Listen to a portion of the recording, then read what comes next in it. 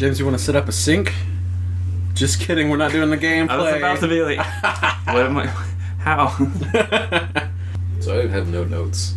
Well, I know, we kind of sprung this on you. Yeah, like originally I wasn't even supposed to be on this podcast. Well, I mean, we didn't expect you to be. Oh, we're recording. Not that we didn't I didn't even realize want you we to were be. recording. We are. Okay. We've been recording for a little bit. This is how we normally do it. We start... It's been like an actual year since we've done one. Yeah, it has been... The last one came out last November. Really? So... Yikes. Over 13 months ago. It's been quite some time. So to make up for that... Now we're back! Welcome to podcast number... Here, I got sound effects. Yeah. Oh god, he's got a soundboard. Oh, do we have a soundboard? Yeah. Hell yeah. Anyway, Nice. nice. Now we're a legit podcast. Now, right. Hey, check this out. Yeah? That's the sound of a legit podcast. Whoa, when did this horse get here? See, that's the magic of podcasts. You can just use sounds to set up a picture in your head, a whole narrative. So now there's like there's a horse warp our in own here now. reality. And holy shit, an elephant. Oh god, how Whoa. we fed this elephant in here? Anyway, No, we're in the Sahara. what's the point of this podcast? What's poppin', everybody? It's podcast number 15, I think. Nope, it's 9. Is it 9? I'm pretty sure the last one we uploaded was 8, and that was the Halloween one that we uploaded in November. Kicking off the new year right with a Mystery Box podcast. Episode number. It is here. now New Year's 2017. We're recording this on New Year's Eve. It might switch to the new year while we're recording I mean, this. it's 10:55. It's You very were on board likely for 3 hours. that this podcast Hope not. will go into the next year. Yes. So, My name is James. I'm Mark. And I'm David. So, as we said, we haven't done a podcast in about a year and a half now, so we're going to make up for that. Excuse me? Oh, thank you, Major Tom. Yeah, no problem. Thank you, CSGO. Ground control. We're going to make up by that by talking about everything we thought was notable of 2017. 2017 Sucked ass. Well, was a good year for video games. not for many other things. Yeah. 2017, a lot happened in the world, but we're not here to talk about that. We're here to talk about purely escapism and nerdy shit. Oh yeah. So, let me. where would we like to start? Let me get my notes here. Oh, then we lose the soundboard for the notes. Yeah, I have to close the soundboard to open my notes, unfortunately. But no more funny sounds. Oh no. I'm sorry, everyone. So, do you just want to go ahead and start talking about video games? Yeah, let's get into it. Video games. Well, Nintendo fucking killed it this year. Because Dropping that Switch. dropping a new console, a new Mario, a new Zelda, a new Metroid, all in 1 year. Yeah, 3 of like the really big Nintendo titles. The last time that's happened was 2007 that they released like 3 in that series in the same year. Yeah. And that was Mario Galaxy, Metroid Prime 3, and Phantom Hourglass. Yeah. And the last time That's how long. the last Metroid game was put out. 2010. 2010. Well, yeah, 2010. We don't count Federation Force. Oh yeah, no, that's not a Metroid game. We don't talk about that. Just a cousin. But yeah, Nintendo fucking killed it. Zelda Breath of the Wild. Excellent game. Mario Odyssey. Yeah. And Metroid Samus Returns. Yeah. To name them specifically. Well, I was gonna start talking about Zelda. Oh, I'm sorry. Go ahead. Oh, I just wanted to say one more thing about them is that like they all brought something new to the table. They're old titles for Nintendo. They've been there for the longest time, but now they're like 2 of them like really reinvent themselves. Yeah. And like the third one, I don't know how drastically it reinvented itself from its original, being a remake. Well, Metroid? Yeah, Metroid, but it still, I think, made enough changes to like... Metroid was a return to what made Metroid good. Right, it was the Force Awakens. It was the Force Awakens of Metroid. Yeah, which is what Sonic did. They went back to Sonic Generations. Sonic... Oh, okay. Yeah. I was in Sonic Mania, too. Sonic Mania, my bad. Yeah, that's what it is. Well, both of them did. But go ahead. I didn't play Sonic Mania, but it looked good. Yeah. You were going to say about Legend of Zelda? Well, I mean, what else? At this point, game of the year, like by far, that game was an experience. Oh yeah. I probably put like 140 hours into it because the DLC just came out, and DLC is fucking Toit. well worth it. That game came out at the perfect time for me. I was unemployed, had literally nothing to do except apply for jobs and play Zelda. So that was a hell of a 3 weeks for me. That came out at the beginning of this year, is that right? In like March. The same day as the Switch. Wow. Yeah. I think I was in between. Switch hasn't even been out for a year. That's weird. Yeah. I mean, like, they're already, like, killing it compared to the Wii U, because, like, the Wii U didn't have any games for, like, a year or two. Yeah, in Japan, the Switch has already outsold the Wii U's lifetime sales in less than a year. And I believe so it. There you go. Yeah. Well, it's a shame. Yeah, it is a real shame. The 3DS had the same problem with the Wii U, where it didn't launch with a lot of games, but they turned it around. The Wii U, they saw that ship sinking. We're like, okay, let's let it sink. Let's just go to the next ship. One. Let's devote all our time. Let's make it release with Zelda. So that's kind of what it felt like near the end of the Wii U, because it was like they were talking more about Switch stuff than they were. They knew it was going down. Yeah. The 3DS, I would be surprised if I was surprised when you mentioned that the 3DS didn't do well, because it was like 3DS. Oh yeah, it's easy to forget, but when the 3DS came out, a lot of people were like, "Oh, this is doomed." Like this, it had like Ocarina of Time 3D. Oh and, yeah. Street Fighter 4. Had like a bunch of remakes, and then not a lot of original games for a while. And so for a while, it was like 3DS really didn't have anything for like the first year, but they turned it around. It's like the best-selling handheld of all time now, or something. I don't know. If not, then it's like second or something. To shit on the Wii U even more, there are more memorable titles on the 3DS than there are on the Wii U. Yeah. I mean, all the ones on the Wii U have been ported already, or are going to be. Yeah. But yeah, I mean, we're shitting on it, but I played Breath of the Wild on the Wii U. Yeah. Because so did I. I don't have a Switch yet. Might be getting one tomorrow. I was just too impatient. I was originally going to hold out until I can get it for the Switch, but it was just I was seeing so much gameplay, and I heard so much about it. I just got my tax return, and it was like most was going the bills, but I gotta get one game. Yeah. I'm gonna make it Zelda. Yeah. Yeah, I just recently got Breath of the Wild for Christmas, and I got it on the Switch, and I'm currently playing it. Oh, and it looks great on the Switch, too. Yeah. Yeah. But, am I wrong? Was there a patch that they put in the Wii U version that kind of helped with the frame rate issues? Yeah. Okay. It was like a month after the game came out, and it helps a little bit. The Wii U one actually loads like a second or two faster than the Switch version, surprisingly. But it's not a noticeable difference at all. They're practically the same game. Yeah. The only complaint I ever had was that the frame rate dipped every time you went into a town, and it's noticeable. Like, normally I don't care about frame rate. A town or a field with a lot of grass. Oh yeah. But yeah. There's not a lot of negatives you can say. It's a really great game. Yeah, very, very open, and like just like the hugest sense of exploration. And I got every shrine in that game. Yeah, I did all the DLC because it's a game that you really want to like find everything. I went all in. Yeah. That's like the most immersed I felt in that game in a long time. That's absolutely. It's a great game, and, but. That made a lot of changes. I don't know. It's one of those games where you just like you look into the horizon and say, "What's that?" And then you go to it. And you go there. It felt like even it was just like we're gonna just completely flip everything that you could have expected, like even down to just like what he wears. Yeah. You know, it's not the classic tunic. It's not the classic green. You don't even get that doopy hat. It's like the biggest example of Nintendo listening to its audience, I think.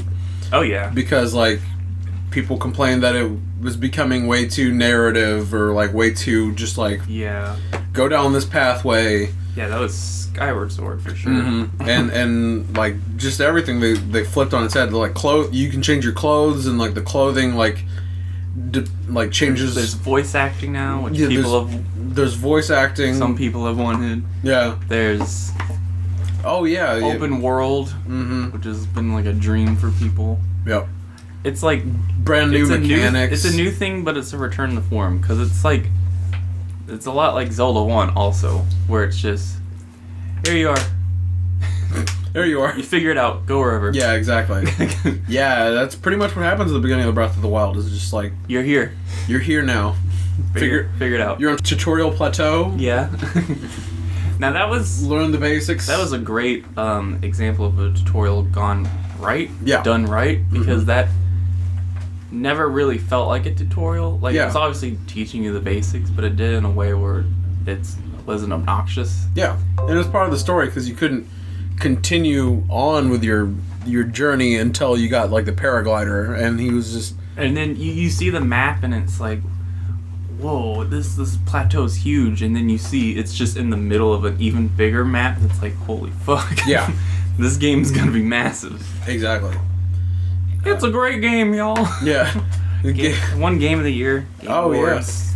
Really no fucking contest. There's a lot of great games this year, but none compare. Yeah. It's actually kind of sad, too, because it takes place like 100 years after like every one of your friends have died.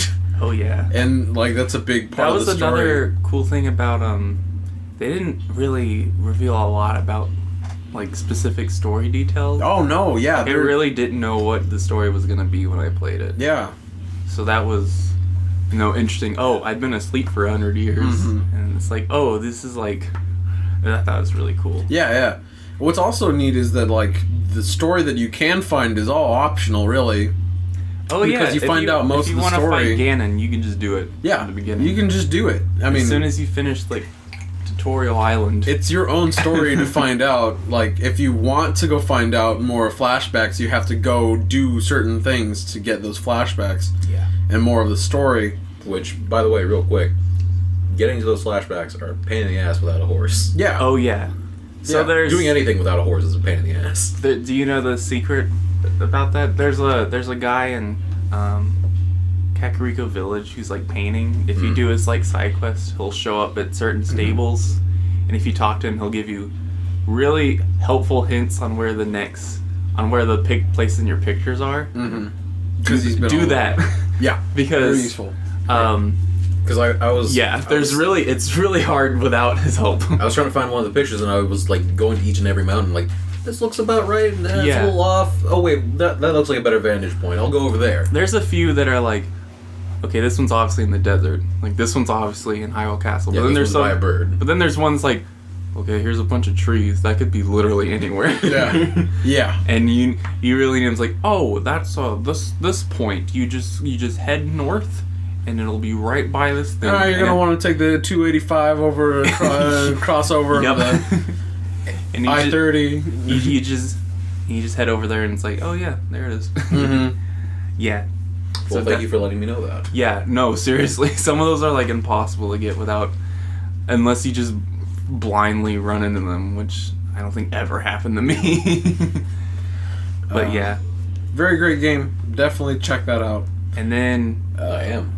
Mario Odyssey is Mario the next Odyssey game. I haven't played yet, but you've played through it all. Yes, I've beaten. I almost said defeated. I can't wait to play it. It's fantastic. Every time a new 3D Mario game comes out, I always get really excited, and it's killing me that I haven't played this one yet, just because I don't have a Switch. But, but it's soon. It is so much fun. Like I was talking about the joy of exploration, and like, good lord, is it here too? Because it's just like, I spent way more hours than I should have in a play session just because I wanted to be like, I want to go over there. Oh, I want to see what's behind here. What if I do this? It's New Donk City. Yeah, absolutely. I want to. Okay, so this is something I want to. I wish that I had done this, but there's no way that I could have known. But I will pass this on to anybody listening, and to James, and to David if he ever wants to play Mario Odyssey. You have an initial sequence in each place that you need to take care of, and after that that world opens up, and then you can get more stars. Or moons. In New Donk City, I'm sorry. In New Donk City, there's a sequence where you need to get through, and after that it opens up, And then one of the things it tells you to do is go talk to Mayor Pauline. Mm-hmm. Don't do that. Okay. Don't do that until the end of the game. Does that just take you to the end? It something happens that's just so awesome that it should have been the finale. Oh, really? Although the finale is pretty awesome. I've heard some good things. The finale is pretty awesome, but it's just so awesome. It should be done at the end of the game. Yeah. As I was playing it, I was like, well, shit, why didn't you save this for later? I've heard a lot of exciting things, but I don't want to spoil them in case they are spoilers. There's some really fun stuff in New Donk City, a lot of fun secrets. In all of the levels, really, but I can't wait to play it. Can't recommend that game enough. The capture system is just so much fun to explore when and they experiment showed with. that trailer at the last E3, that's the first time they showed the capture thing. Mm-hmm. It was like, okay, now this is like. At first, it was just like, oh, it's like Mario 64. Now it's like a new game. Yeah, absolutely. Yeah, there's the gimmick. Yeah.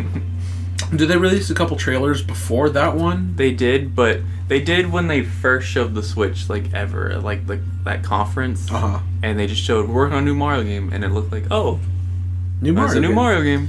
They didn't show anything about the cat. Yeah, because I feel like I had seen some trailers before that one where I was just kind of like, whatever. But those trailers don't tell you anything other than it's a new Mario game. And then they show one of the bigger ones, and then all of a sudden Mario's head has eyes. Yeah, and he's controlling a T-Rex. Yeah. Yeah.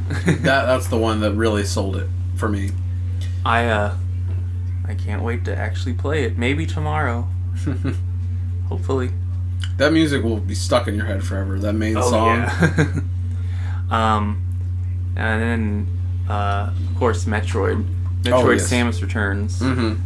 Not a lot of the 3DS games kind of get overshadowed by like the Switch coming out. Oh yeah. But please play the new Metroid game. It is so.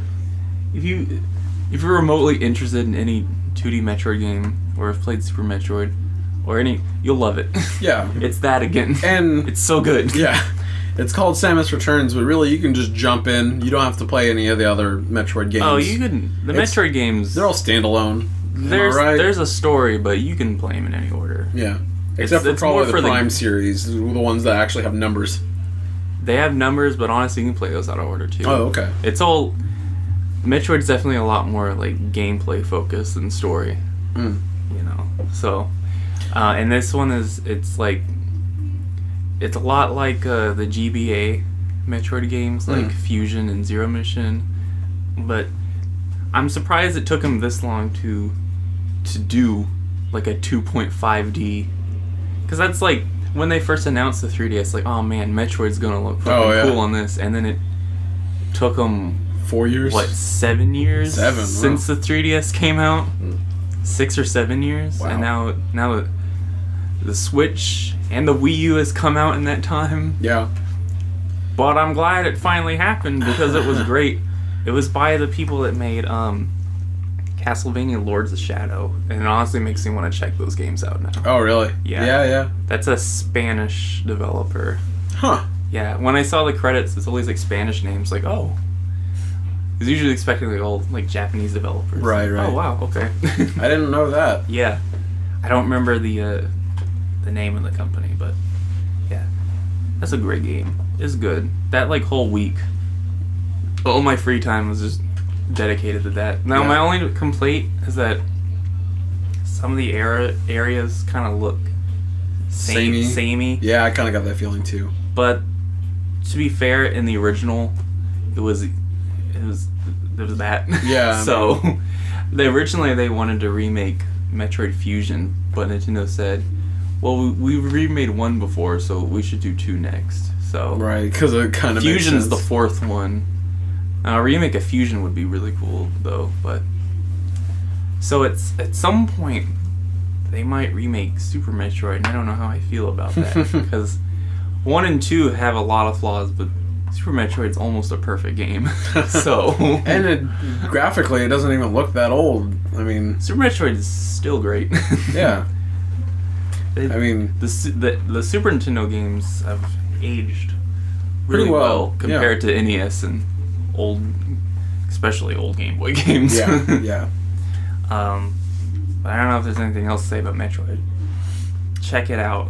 And then Nintendo did a few more games. There's a new Fire Emblem that came out, also a remake. Right. I just started playing it because I got it for Christmas. That is specifically Fire Emblem Echoes Shadows of Valentia. Yep. Long title. Yeah. Oh yeah, Fire Emblem Warriors also came out. Thank you for finally just saying and stop defending that game. It looks like shit. I mean, I'll play it, but it's a Warriors game. Fuck Warriors games. They're fun to just watch. I remember that you bought Dynasty Warriors, I think the third one. And I played like 10 seconds of it, and I was like, this is bullshit. Yes. I've played them with friends. I played like Hyrule Warriors with a friend, and that's fun. And it's fun to just like zone out with. But are we hard against, David? Yes. Are we strongly against? Strongly against. I'll check it out. It's gonna go on sale at some point. But that's not what I'm talking about. I'm talking about Fire Emblem Echoes.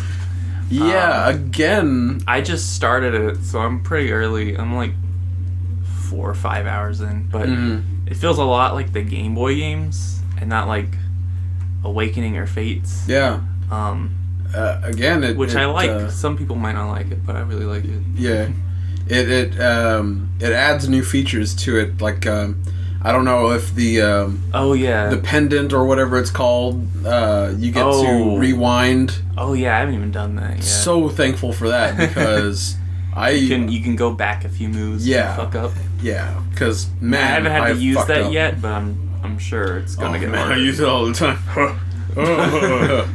And it's got like dungeon exploring and like town exploring. It reminds me of Shin Megami Tensei 4, but that was stuff from the original game. I actually really like Echoes Shadows of Valentia. It's good. I really like it a lot. I like it a lot more than Fates. Oh yeah, I mean it doesn't take much to be better than Fates.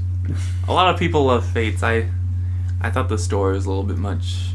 I love Awakening, but Fates was a lot, making it 3 games.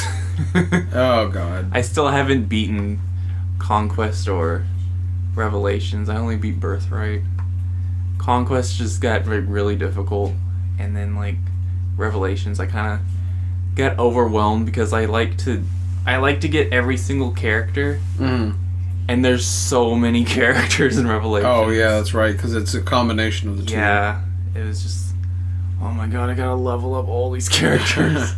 But Echoes is really nice. Is there a point in Echoes where it splits, where you get to choose if you want to be Alm or Celica for the rest of the game? Well, I mean, I got the impression that that's what it's simultaneous. Like both of their storylines, you can just choose who you want to play as right now and go forward with the story. Oh, because I finished like the first part with Alm, and now I'm starting Celica's. Okay, yeah. So because I know in like Sacred Stones on the Game Boy, it's these like two, as a brother and sister are the main character, and there's a part where it splits, and you can choose which one to follow. So it makes replaying that game really fun because there's completely new levels. The story will go forward, but you only see one side of the story. Yeah. Okay, yeah. So you see both sides of this story. It'll split eventually. I thought it was. It does split eventually? Yes, it does. I mean, well, it opens up. Right. They begin in 2 separate points. Okay. And then you can just choose which one you want to pick to move forward. The other one, you can move forward later. Oh, so you get to see the whole story from both sides, but you just choose... It's just a preference. Yeah, I mean, you just choose which one you want to go with next. Okay. There's a wall there's literally a wall that you have to, like, you need the other character to be at that point too, That happens in Final Fantasy VI. There's a part where they split up in 3, and you get to choose which one you want to see, but eventually they meet up again. Yeah. So you have to do... Okay. Yeah. So that's how that works. I really enjoyed this game. I haven't beaten it yet, because it gets pretty fucking hard at a point. That's Fire Emblem. That's Fire Emblem. I really enjoy it. The story's good. I don't know if I can, at this point, say whether or not, compared to Awakening, how much I love it, but Awakening is... almost untouchable. I don't want to compare anything to Awakening, because... I love Awakening. That came at a certain point where it was just like I had plenty of time to just like put all of my time into that game, and I really enjoy the characters and the storylines and the mechanics in it. So Awakening I have beaten 4 times. Yes. And each file is like well over 50 hours.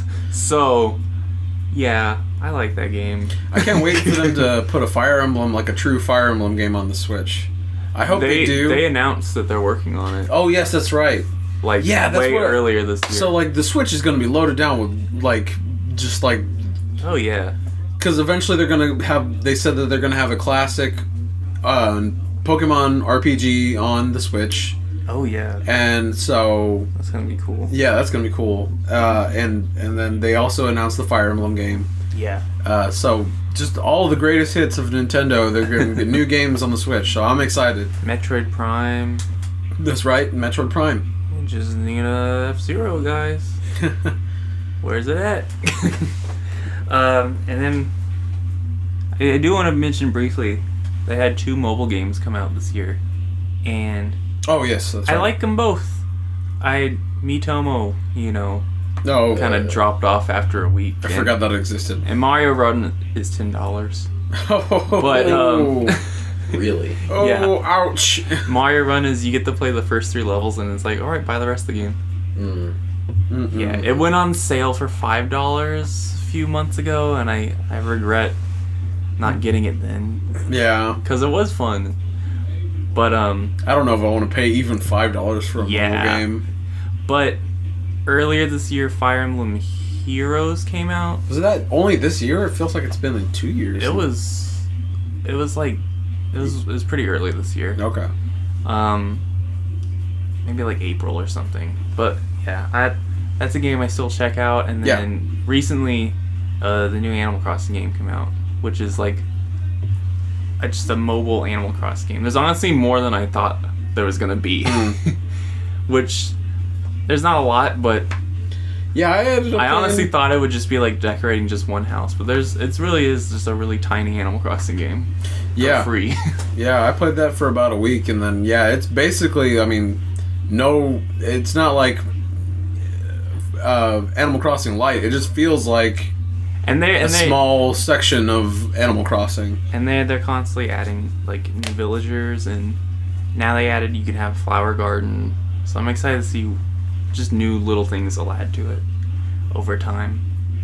And I have a lot of friends that have it too, so I like to visit their campgrounds. It's a fun game. Have you noticed mine hasn't changed in the last 4 months? I've noticed yours says has not played in over 30 days. Oh, yeah. I have friends that are active. Yeah. Mark's not one of them. No, I'm not built to play Animal Crossing games. Right. You have to have a lot of patience, especially in this one where it's like, all right, this is going to take 48 hours to build this amenity. 48 real hours. Yeah. Oh, which is like, it's a mobile game. I'll just forget about it, and then next time I play, it's done. Because it's not like there's a story that I'm like invested in. So it's a game you can just come back to whenever. There isn't a story in Animal Crossing. I'm saying there's not a story, so it's not like I'm super invested. Yeah. Because you can spend actual money to, of course, speed up, but I am not that impatient. That's how they get. I can wait 2 days just to build this virtual skate park in my camp. And I did. I think that's all of Nintendo's big games that came out this year. Unless oh yeah, there was a new Pokemon. I forgot. Was there? Yeah. How was it? It's essentially the same story, but it has enough changes to where it can be considered a different. Being a new game. Okay. Because I've heard it's not as good as Sun and Moon. Like the beginning part of Sun and Moon and Ultra Sun and Moon, you could play them side by side and it'll be the exact same, but only with like a different character sprite, with like small tiny differences. That's a character model, by the way. Whatever. Sprites are different. Whatever. Sprites are in the beginning. Sprites are bitmaps. Whatever. Bitmaps. But the story does change over time, to where it's like, all right, this is a different game. There's enough here to where it's like, it's worth it. Yeah. Okay. There's an Amazon review that I saw on Sun and Moon that's just like, can I capture little animals and make them do my bidding? And it's like the Amazon Q&A section, and then the answer was like, yes, of course. Yes, of course. I don't think there's any other big Nintendo games. I guess Splatoon 2, but I haven't played that yet. Right. I'm sure I'll love it. It's good. It's a game. I love Splatoon 1, and I'm sure I'll love Splatoon 2 when I get it. And then ARMS came out. If you like the first one, you're going to love the second one. ARMS It's came as simple out. as that. ARMS is way more fun than I expected it to be. Yeah. I haven't heard anything about it since it came out. I don't think anybody... like every now and then a DLC character comes out. That's right. And then that's all I Did you end up playing with us the one time? No, I haven't. We were playing it with our cousin. We were having a good time. Like, I had already played ARMS before this, so I already knew it was a good time. Because he was being quiet and he didn't really talk to us, and then it was just like... Oh, then he opened up? Yeah, he opened up after that. That was cool. That was a cool moment. And then, then he started getting cocky, and then I crushed him. David, they were very competitive. Yes. Then we had the boys over, the Rasco boys, and they were skeptical at first. They was like, this fucking game, this is a baby's game. And then they played it, and then we were like... For the first time since I was a kid playing Smash Brothers, like screaming at the television, just like everybody was really getting into it. Very fun game, very good for parties. It looks like a fun game. Which is what I would also say about 1-2 Switch. It looks dumb, but fun at parties. Yes. Now, should 1-2 Switch should that have come free with the Switch? Yes. Okay. Probably. That's what everyone says. It should have been the Wii Sports. It's like, this is a fun game. Wish it was free. Yeah. I guess that covers Nintendo at least. Let's go to Xbox.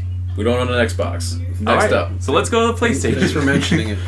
The thing I have on my list is Persona 5, which I was going to say, I haven't played 5 yet. Mm-hmm.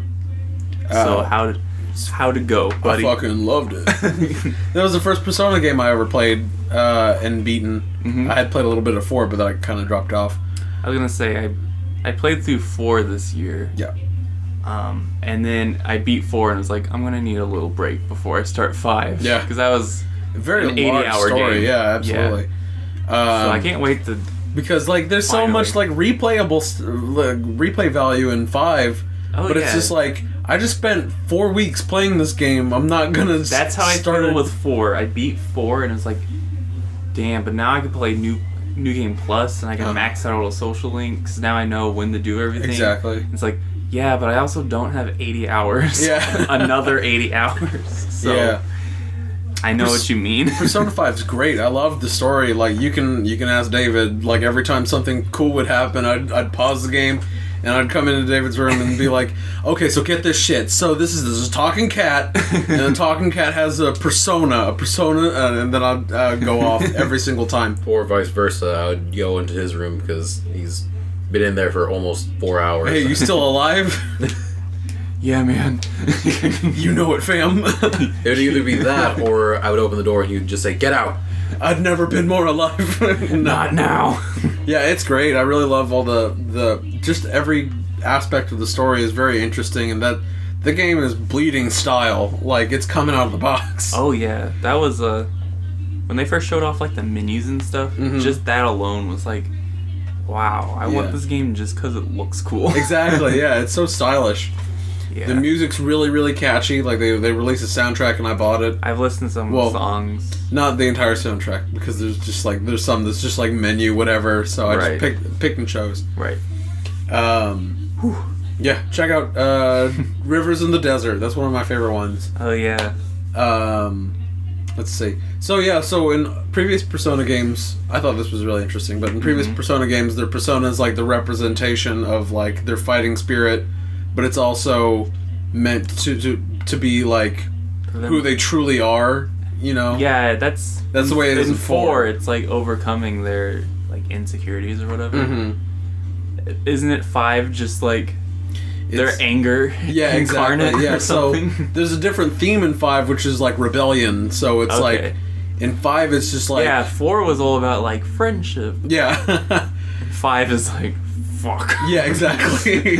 In 5, it's like every one of the characters are like oppressed in some way by society, and like so society sees them a certain way, but that's not how they are. But it's very interesting. Be the you that you want to be. Yeah. Be the change that you want in the world. Whatever. I want to be a motorcycle. Yeah, one of their become a motorcycle. One of theirs is a motorcycle. Is that Makoto or whatever? Yeah, it's Makoto. Yeah. She's like the bookworm class president, and like so everybody thinks that she's stuck up and like teacher's pet, but she's really not, and she's just a motorcycle. She just wants to be like this street punk. So like her persona is that of like a Mad Max motorcycle riding, like leather clad and like steel knuckles kind of person. Are you gonna get the Persona 5 dancing game? You fucking know it. Okay. I played a little bit of the one on Vita because my friend had it, and it's pretty fun. Yeah. So if it's just that, but just new songs in Persona 5, I think I'll like it. I love the music in Persona 5. I love the characters, and I want to see some dancing. They don't even need to remix the songs. Some of those songs are already... Yeah, they're already... groovy enough. Exactly. Yeah. Yeah, I haven't played that yet. I haven't played Nier yet, and everyone's freaking out about that game. Automata. I played the demo, and I loved it. Yeah. So I know I'll like it. Because a lot like it's a platinum game. Felt like Bayonetta, and I love those games. And then I haven't played Yakuza 0, but I started playing Yakuza Kiwami, which is a remake of the first one. Right. Which I'm glad they're doing that because I wanted to get in the franchise. You got that too now, right? That's a good game. Oh yeah, I love it.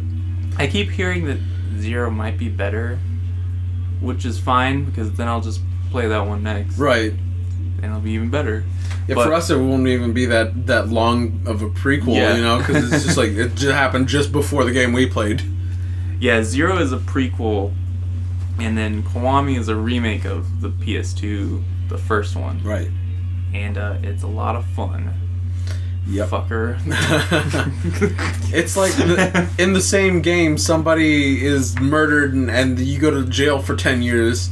And that happens, and also you find like trading cards with like. Have you done that part? Yeah, with the fucking like women in like micro bikinis, and, dressed like, as beetles fighting each other, and it's like a kid's game. And then the main character. I unlocked that part recently. It's like, what the fuck is this? That's so funny that like the main character who went to prison for 10 years gets way into like a kid's game, kid's trading card game. Yeah, yeah.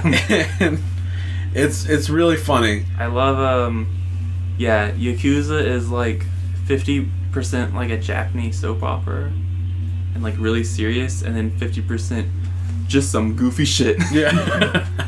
And weird how it blends so perfectly. Exactly, yeah. It's weird how it's a great game. It doesn't feel jarring at all whenever that happens. It's just like it just makes sense.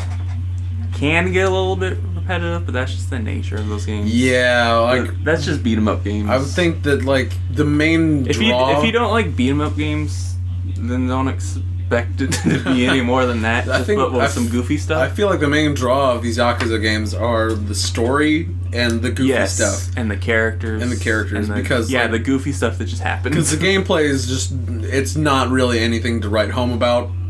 You fight people. And then sometimes you can do some really cool shit. Yeah. With a bike. Yeah. Or just whatever. Although, like, I love finding just new random things on the street and seeing what, like finishing moves I can do with them. Oh, yeah. That's some of the most fun with the game. Have you done anything with a traffic cone? No, but I found a bucket of mysterious liquid and I poured it down someone's throat. Yeah, I've seen that. And made them gag. Yeah. The best one I've seen is literally. This can happen sometimes. I think you have to be in like beast mode, which is the one like the heavy hitting one. If like you're just surrounded by like 5 guys, you'll grab one of the guys by the collar and just start swinging him around and hit all the guys around you with him. That's awesome. The first time that happened, I laughed like really loud. It's the moments like that make me keep playing. I just want to see more of this. It's also got one of the coolest tutorial mechanics ever with what's his name? The Mojima. Oh yeah. He's like, he just appears. It's so funny that like you level up your fighting ability by being randomly attacked by this crazy person. Yeah. And he shows up when you least expect him. And like if you go to the Cabernet clubs, you go there enough, like you get called by the manager, and the manager is like, we have a new girl here. And she just won't take on new customers until she meets you. Please come in. And then you come in, and it's Mojima in drag. I haven't gotten that part yet. Oh, I'm sorry. I spoke. No, that's for fine. You. I've seen I think I've seen the screenshot of something. It's so funny. And then like you have to go through like a whole dating sim with him. That's hilarious. And if you try to like, there's a point in there where you can say, okay, let's just go ahead and go outside and fight. He's like, you're so rude. We're not done talking. I love Majima so much. He's the greatest character ever, and I love him. I love when you're escaping the fucking funeral home. Oh yeah. And he just shows up suddenly in a tux, in a tuxedo, like he's just one of the random like guys. And then after you beat him, it's like, wait, Majima, is that you? And it's like, yeah. It's like, why are you here? And it's like, I'm always here, or something like that. I'm just always. Like, I saw what was going on. I wanted to get in on the action. Yeah. Yeah. There's literally no cutscene of him like being introduced. He's just in there with the other enemies. It's great. Like, oh wait, is that Majima? And it's a very serious moment in the story, but like he just shows up and it's funny. Ah, those games are great. Oh yeah. Yeah, I can't unless there's anything else on your list that came out this year. You played Horizon Zero Dawn? Yeah, but that came out last year. No, it came out. Did it come out this year? It came out like the same time as Breath of the Wild. Oh yeah, that's right. That's why I haven't played it, because I'm gonna choose Zelda. And that's like another open world game. I ended up stopping playing Horizon Zero Dawn, not because I was bored or anything, but because of Legend of Zelda. Yeah. And I really just haven't been able to bring myself back on there. I wasn't terribly interested with the story. Oh, really? Is it fun though? The setting and the combat are great. I really like the whole bow combat. It looks like it could be fun. And like taking down certain beasts is like very challenging, and it's very fun to do. Yeah.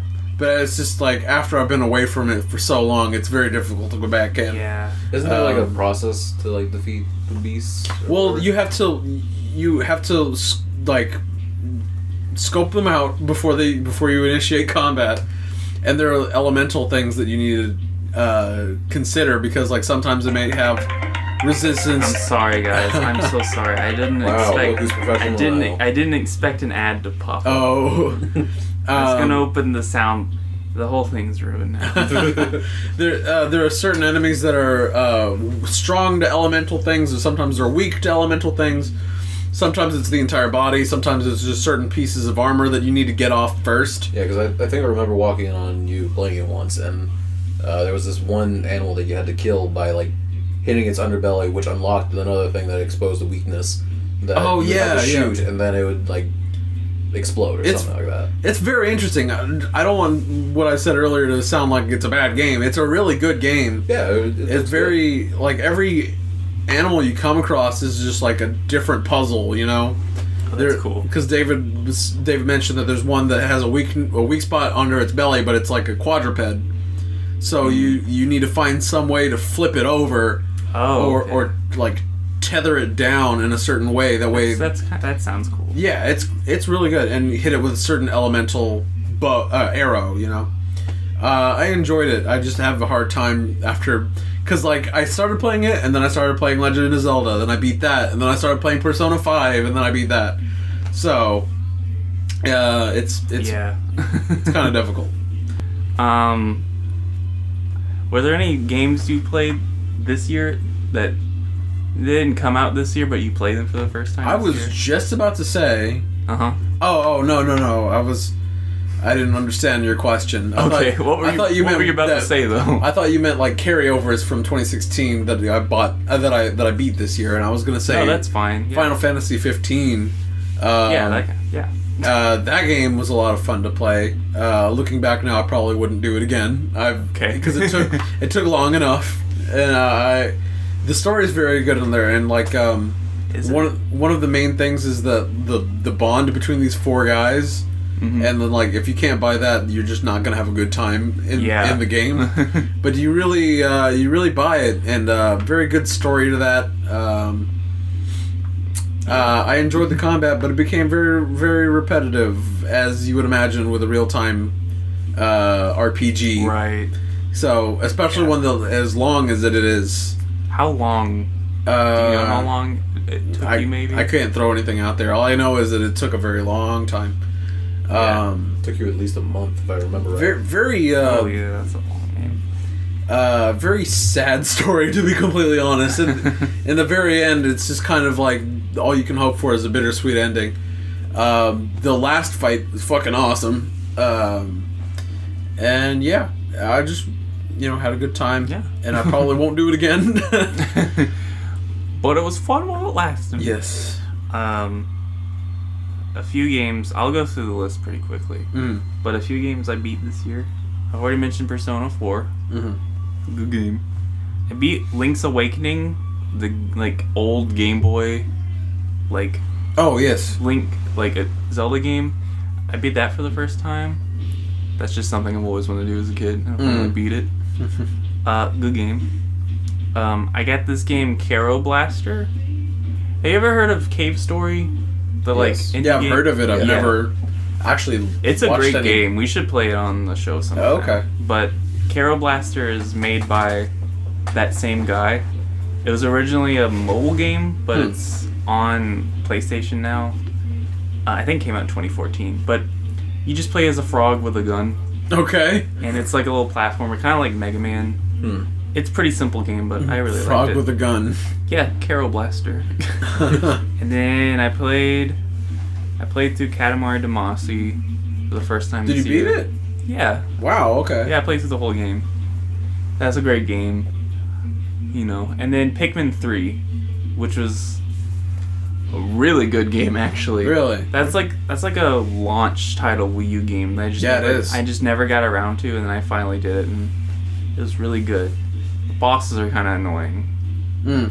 That's just me. The rest of the game's really good. It's Pikmin game. I love the Pikmin games, so I don't know why I held out on it for so long. But that's... I don't know, David, if you have any games any shout-outs you can think of. I replayed Second Son, Infamous Second Son. Oh, yeah. I replayed that 3 times to get 100% on the... oh, wow. On the trophies. Is that one you have to replay on hard mode or something? Oh, you got a platinum. Yeah. So yeah, there's defeat or beat the game with good ending, beat the game on bad ending, and then beat the game on any ending at max difficulty. Huh. Okay. See, when it's games that make you have to replay the game on hard mode to platinum, that's kind of annoying to me. It's kind of annoying. Unless it's a really good game that I wanna. It's a pretty good game, and it's simple enough to get 100% on it. So you got every trophy? Yes. Okay. There's only one game I've been able to do that with. The Infamous series is good on the fact you can play it, you can play through it as the good protagonist, and then you can just go back as the bad guy and just wreck shop. Oh, so it's worth playing again. Yeah, just for that. It kind of feels like a different game too, because I haven't played it myself. Yeah, because you're running around. I don't have it in me to be a villain in a game. You're running around saving all these people, and then you can go back and just I'm just gonna kick you and kill you. Yeah, with what the happens Infamous if I games, shoot you? it also changes how the story goes, doesn't it? Because certain people that you deal with will react different ways if you're a villain. Yeah, and then they're storylines that are completely cut. Yeah. Very interesting stuff. Yeah. Another game that I played that came out this year and I finished this year was Prey, which is a fun little, I guess, survival horror. A fun little survival horror. Yes. Just a fun little horror. It's not based on, but you're playing on a space shuttle in space. Called, as you do. Yes, Talos 1. Is it kind of like Alien? Yes. Okay. Yes, it is in fact like Aliens, where you're fighting little tiny... I haven't seen a lot of this game. Scuttlebugs. Yeah, scuttlebugs. I guess you could call them facehuggers if you want to compare it more to the Alien series. Scuttlebugs. Yeah. And then you had to fight bigger bigger aliens called phantoms, and they have various elemental properties to them that you have to work your way around with. From what I've seen, it looks like BioShock. It's... No. In some Irrational Games shut down. Right. This is Bethesda. Yes. Yeah. Irrational Games is no longer. Right. But yes, it does look and feel like a BioShock game. I believe you... Don't you stick a big old needle in your arm and get superpowers also? Not in your arm. As one does. Right in your eye. Oh yeah, that's right. You gotta stick a needle in your eye. Is it first person? Yes. Ooh. Yeah. Yikes. That's one of the things that I thought was so funny about the first BioShock was that, like, moment one, as soon as you get into Rapture, or no, not Rapture, it's Rapture. Yeah, it's Rapture. Oh, is it Rapture? Yeah. In the first one? In the first BioShock? I'm thinking about BioShock Infinite. Yeah, I think it's... Is it? The BioShock Infinite is called Rapture because it's in the sky. I don't remember. Anyway, the city under sea. Once you end up there, you find this big old glowing needle, and then you just stick it in your veins. Just ugh. Yeah. This looks safe. Let me just put that in my veins. I don't know what to do with this. Yeah. But yeah, so Prey. Isn't there like something you do in there where you can turn into a fucking mug? Yeah. So, real quick, there is multiple endings to the game. There's a definitive ending to where, like, you decide the true ending where you're going to decide whether you'll help the people or not help the people. But there's, like, it keeps track of what you do in the game, like how many people you kill, how many fountains you kill, whether you're stealthful enough or whether you're just going in guns blazing, and how many I forgot what they're called, but the injectables. I don't remember what they're called. But how many injectables you inject inside yourself? Injectables. It's like consumables. Yes. Edibles. So yeah, it keeps track of all of that, and like it grades you on how well you do based on that. That's interesting. But wait, you didn't answer my question at all. Did you turn into a mug or not? You'll find out if you play. Damn it. Damn, a cliffhanger. Yeah. The little scuttlebugs have transforming abilities. I feel like you've skipped over this completely. Yes. Like, they turn into, like, office chairs. So you're in, like, an office and you're like, oh. Whoops. Oh, I forgot to look around and the office chair, like, attacks you. Yeah, that's Prey. Yeah, David glazed over that entirely. That's the scariest part. Okay. Is that you're playing prop hunt with a bunch of aliens. Pretty much, yeah. Okay, now I know what game that is. Yeah, that's Prey. Well, I think that does it for video games. Video. We're actually coming up on New Year's pretty soon. We got another 7 minutes. Oh shit! 6 minutes. All right, when New Year's hits, we're gonna have to scream or something. Oh yeah. I'll have a sound. I'll have a sound loaded up. Also, I just looked it up. Rapture is in the first two BioShock. That's what I thought. Weird, because Rapture is like souls going into the air. Yeah, that's what they did. They made it where Rapture is the place where you go down below. Oh. That's the irony. Okay. Yes. What's the city in Infinite called? Skytown. I'm trying to look it up. I can't remember it. Oh well, we'll get back to this. David will fact check us. Well, speaking of movies, which we weren't, some good movies came out this year. Right. I'm going to preface this by saying I've not seen Get Out. Columbia. Neither have I. Columbia makes sense because it's in the sky. No, it doesn't. That's why I didn't remember. It's Columbia because it's one of the cell phone stars. Oh yeah, that's right. Yeah, right. I've not seen Get Out. Everyone says that's the best movie of the year. Yeah. Probably is. I just haven't seen it yet. Neither I want to see it. I just haven't. Yes. So, before you fucking say, what about Get Out? I didn't see it. So, let's see. But I did see Star Wars. Let's do this in a way where we end with Star Wars. Oh, end with Star Wars? Yeah, okay. Let's do this in a way where we end with Star Wars. I did see Moonlight, baby. What's Moonlight?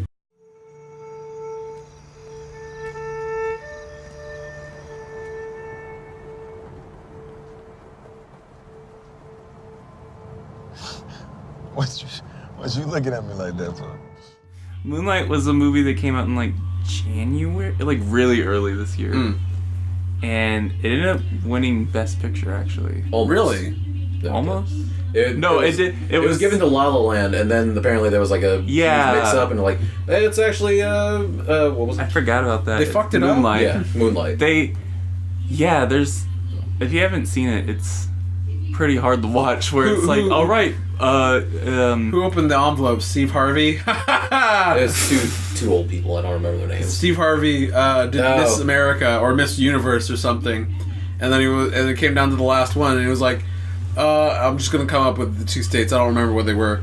Really? Yeah. And she was like, "Oh, I thought you." Oh yeah, one of them was the Philippines. It was Miss Spain and Miss Philippines. Thank you for remembering Miss Universe, David. I could be wrong about Miss Spain. I don't remember who it was, but he said, Miss Universe is Miss Spain, and then like the whole like band kicks up and everybody's cheering, and then she's like got her hands on the award, and then he's like, I'm so sorry, everybody. He's like tears like falling down his eyes, and he's just like, God. He's probably thinking about how he lost his job, and he gets like booed by like 1 billion people, and it's actually the other woman. I would run away. Yeah, dude, it was bad. If someone was like, you said the wrong woman, you have to go out there and take the trophy from her. Yeah. And it's just like, I would just own up to it. Fuck that, I'm going home. It was bad. No, she won. She's the winner now. Oh man, I don't remember who ended up walking away with it, but I can't believe it was Miss Philippines. All right, represent Philippines. The thing with La La Land was it was like La La Land won, and then they all go up, and then they're like, wait a minute, no, actually it was Moonlight. Moonlight won. Wait, Moonlight. And so then Moonlight, they all get up on there and they're like, all right, move over, La La Land. Is that the one where there's like investigative journalists into like... No, I'm thinking about something else. That's Searchlight. Possibly. Or something. Yeah. That's the one where they... this is about... child diddlers in like Catholic priests. Nope, not about that. I think that's something light. This is about... it's told in 3 parts. The way it's done is really cool. It starts with him as a kid, and he's growing up in like a really shitty like neighborhood, and then it's him as like a teen, and then him as an adult, and it's just him. It's just like coming of age, and then it's the progression of a kid's life that grew up in the slums. Mm-hmm. Well, not slums, but like. And it's also about him realizing he's gay. Oh, okay. And he also has to like deal with that. And that's the 2 big themes of the movie. And just the way it's shot and the way it's done is really cool. Huh. I liked it a lot. I didn't see anything about this. I've never even heard the title Moonlight. I heard like one thing about it, and Valen's like, you want to see a movie? This one's playing, and it's like, oh yeah, I heard a good thing about it. And you know, I haven't seen anything about it, so it's like, it'll just be a surprise. Wow. And it was good. All right, well, we're going to pause the episode. It's New Year's. It's New Year's. Yay. Yay. 5, 4, 3, 2, 1.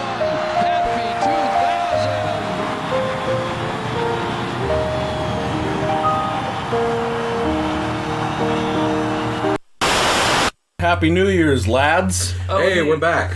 It's 2018 now. Officially 2018. I feel like I'm closer to death. I think we can all. Well, Let me tell you. Guess who had the drinks in the group? Anyway, I believe we're talking about movies. We just started talking about movies. Yes, that's right. Okay. Let's talk about one of the greatest cinematic experiences I've ever had, ever. Justice League. American Assassin.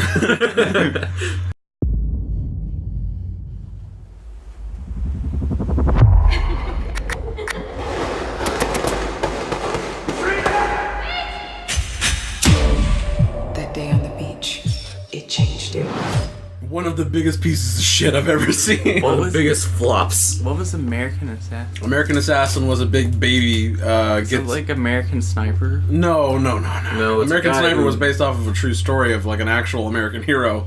American Assassin is just a power trip movie where this couple goes to the beach, and the beach just gets run over by assassins? No. It gets pirates. It gets gunned down by mercenaries. Johnny Depp and his merry men. Was that Johnny Depp? No. It's like it's like Iranian, or it's some Middle Eastern group, because he gets revenge on them later by going to the Middle East. But like it's during the time in between that, he like trains his body, or he just like already has the skills. He just goes back and like, I'm back. I'm into this killing business again. No. There's like he's that. just some kid who is getting married, and then his wife gets murdered, and then all of a sudden, like, there's a time skip, and like he's learned a different language and somehow traveled to the Middle East, and then he kills the he's searching for the guy who killed his wife. All of this is done very uninterestingly in the first couple of minutes. Minutes? Yeah, it's the beginning of the film. That's a lot. And then he gets recruited into this assassination group, and it just sucks. I have not heard of this movie. Did you actually watch this? I watched it with our parents because my mom and dad were like, let's watch a movie tonight. What's out there? And there was literally nothing to watch. When was this? I don't remember. It was like several months ago. Maybe it was a January movie? No, it was like somewhere... Fuck you, it's January movie. Yeah, it felt like it was, but it was a summer movie, I believe. It was a summer flick. A summer flick. Summer blockbuster. But yeah, that movie blows. The only thing that like subverted my expectation at all is that like there's like a female assassin that's with him, and they're on a female. They're on the same mission together, so.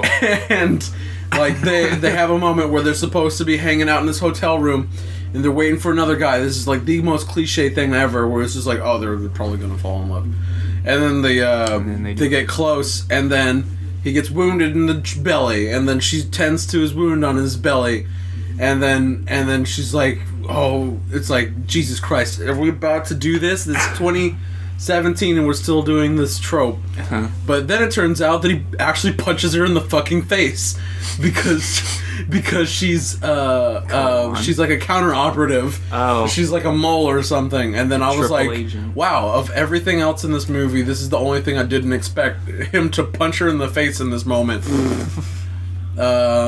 But other than that, the movie... Get away from me, I'm bleeding. The only thing I find wrong with it is that it's incredibly boring and uninteresting.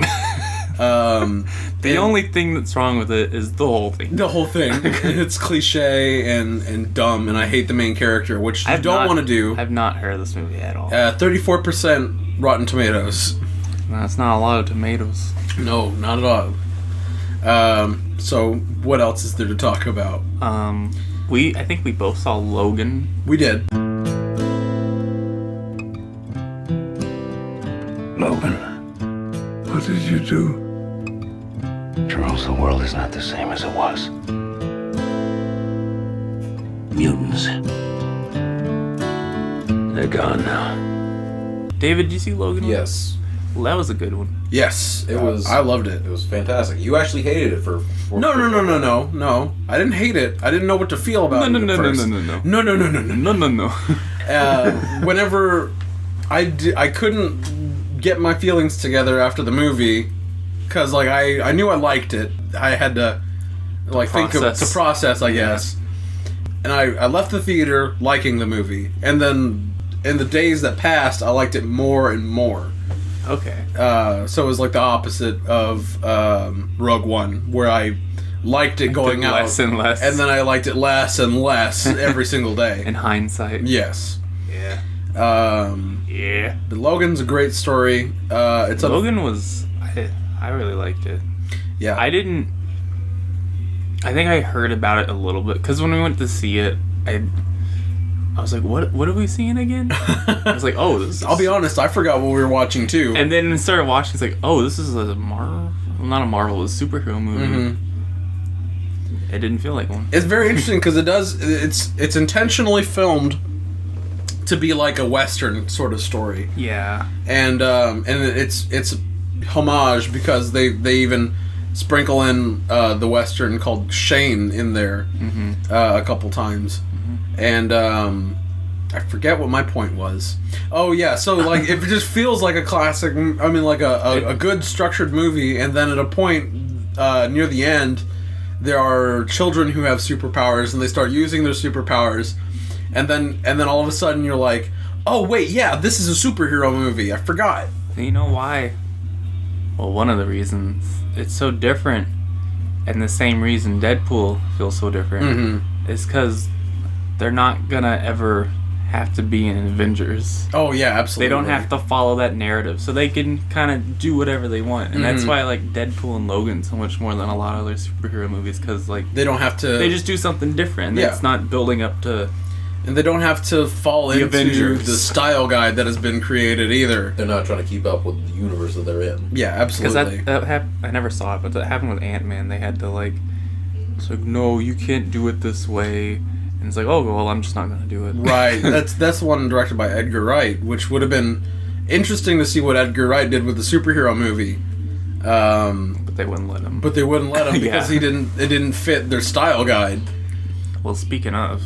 Yes, Edgar Wright. We can move on to the next Edgar Wright movie. Yeah, it's not often you get such a perfect segue. Yeah, exactly. That's exactly what I was thinking when I mentioned it. It's Stephen King's It. No, Mark. Shit, Mark. I don't think you got what I'm saying. Baby Driver.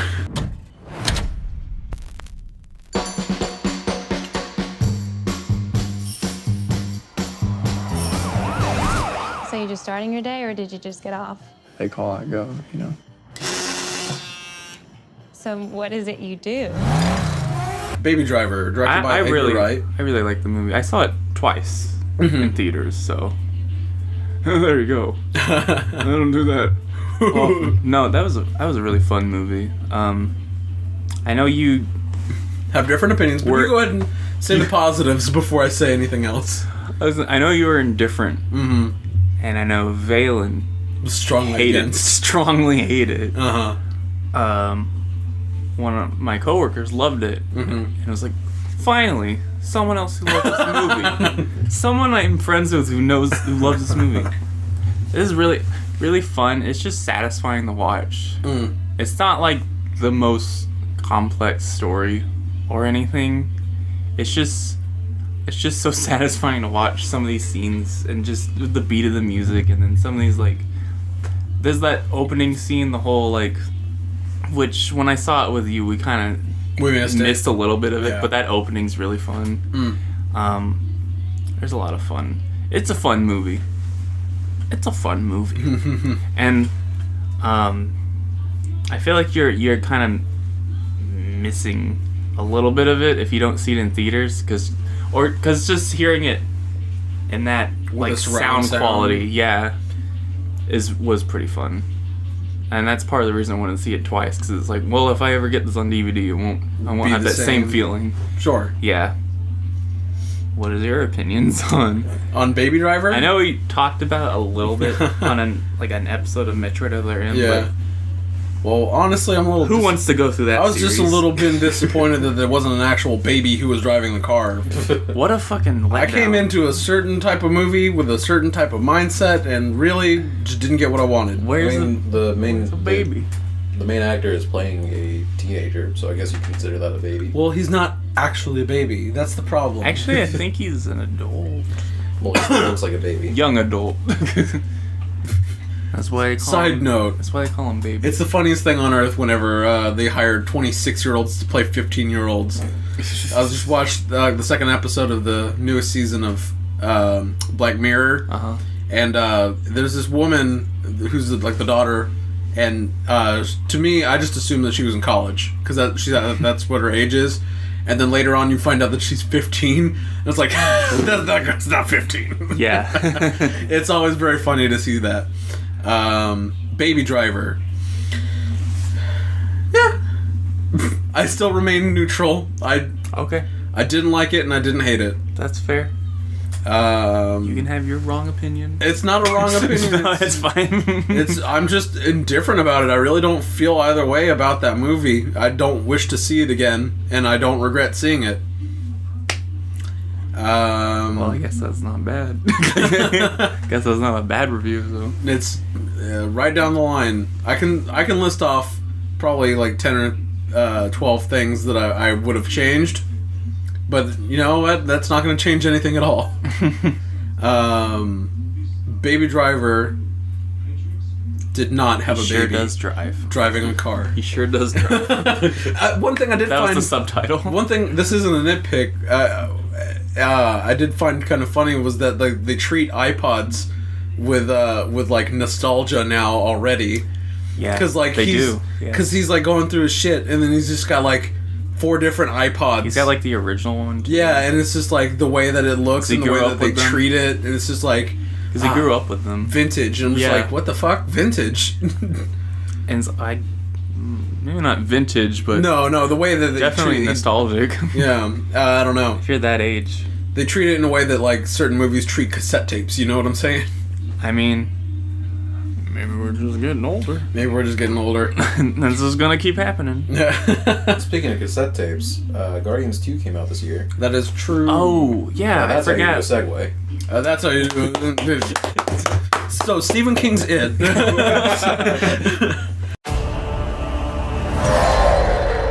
The fate of the universe lies on your shoulders. Now, whatever you do, don't push this button. Because that will set off the bomb immediately, and we'll all be dead. Now, repeat back what I just said. Guardians of the Galaxy Volume 2 came out somewhere... I forgot I saw that. In the beginning of the year or around summer? I think it came more summer. towards summer. Yeah. Both movies are... incredibly satisfying. Well, I mean, I enjoy them very much. You mean Baby Driver and Guardians? You said both movies. Oh, I meant both Guardians movies. Oh. Both. I thought you were gonna say something about like the soundtrack being important too. Oh no, the soundtrack in Baby Driver is forgettable as fuck. But also, I beg to differ, but go on. Tell me one song on that fucking soundtrack other than what's Tequila. The one? Tequila. The Queen song. Did they use the Queen song? Yeah, that was. Oh yeah, that was the one killer track. Here's your killer track, baby. He even says it. Yeah, that's true. That's true. That plays into the story. Jonathan Hamm. But anyway, never mind. The first Guardians, I don't really remember. I feel like I like the second one more. In retrospect, the first one is forgettable in comparison to the second one. Well, clearly, I don't like comparing things like that, but right, I do like it a bit more than I did the first one. It was just it's very interesting the way that they wrote it, whereas there's so many characters and everybody's got a plot, everybody's got a character arc that's going on simultaneously, and it's all satisfying and it all comes to a conclusion at the end. Because God knows there's so many other movies that try to do that with like a big ensemble of characters. Star Wars. And they try to have a character arc for everybody, and it all felt necessary at the end. Star Wars. Avengers. Oh god, Avengers. Fucking, you can't just... Justice League. God. Yeah, so just great examples of bad ways to do that. Guardians of the Galaxy does it right, and it actually makes it... a couple of them start off as kind of comedic arcs, and then they end up actually being pretty... Oh yeah, pretty sad and touching, you know? Like Rockets. Like Rocket and Yondu. They connect. Two characters you wouldn't think would ever connect, but they do at a certain point, and it feels real. So, very good. I love those movies. That was a good movie. I forgot about it. Yes. And, and comedy that doesn't make me go, ugh, like other Marvel movies or whatever. There might have been a few moments, but... It's not like action, punchline. Let's stop to do this punchline. I did laugh a couple times during this movie, and that's good, because I didn't laugh at all watching Spider-Man Homecoming, and that's like made to be a comedy, and I didn't laugh a single time. What about Justice League's funny jokes? Well, I'm glad there were jokes, at least. I didn't watch Justice League, and I'm kind of glad I didn't. Half of the jokes worked. I just didn't care about Justice League. I didn't either, but my friends were going to see it, so I'll see it with them. It was kind of... Okay, I kind of knew I wouldn't like it anyway. Now we've segued into Justice League.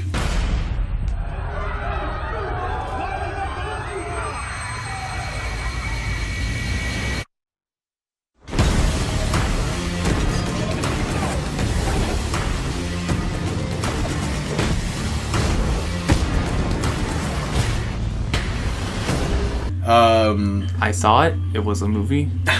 And now we segue into... It really wasn't as bad as I thought it was going to be completely honest. I thought it was going to be a hot mess. I honestly thought it'd be worse, but... It really wasn't that bad. Because it wasn't that good.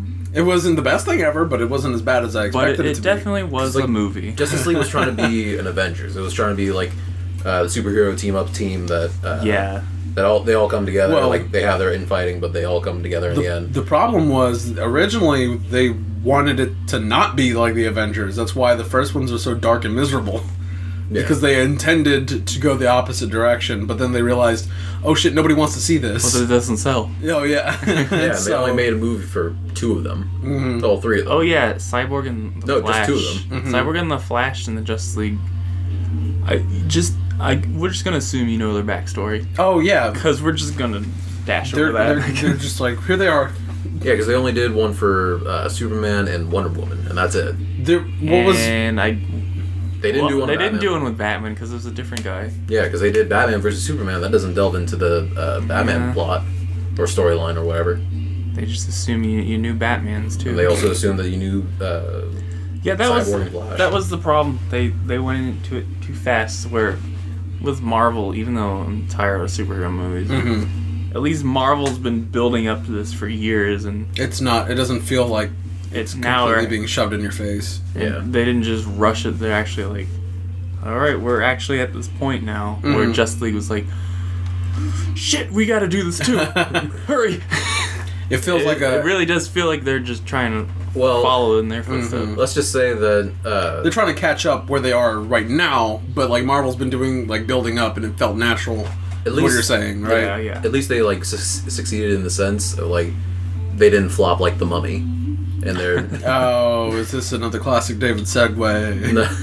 No, I mean, like not. The Mummy was supposed to be like the revival of the old old monster movies. The whole like monster movie universe. Yeah, they were gonna do. They were planning on doing Dracula, then The Mummy, then Werewolf, then Frankenstein, I guess.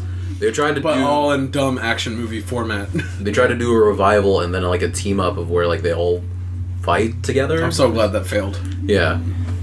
What the fuck? Not everything's got to be a series. I remember when cinematic universes didn't exist, and the concept of that was just like, what? I can't wait to see it. And now they're gonna all combine, and now it's like, I'd rather you be your own thing. Yeah. Yeah, they did that with the Marvel series, and that's all you really need to do. Yeah. Now they're throwing out cinematic universes all over the place. Smash Brothers the movie. I mean, they can do that. What if Nintendo is planning on doing a Mario movie, like a 3D animated Mario movie? Oh, why? No, I mean... Well, because they feel like it's been long enough since the disaster that they can... The multiple disasters. Multiple? Well, the Mario movie. Are you lumping in the cartoon with that multiple disasters? The cartoon is a masterpiece. But the movie's terrible. Yes. But they're finally at a point like, it's been long enough. Let's try this again, but let's actually... do it right. Have it 3D animated, and we'll have it made for kids and not whatever the fuck the live action one was. Whoever the audience was for that. People.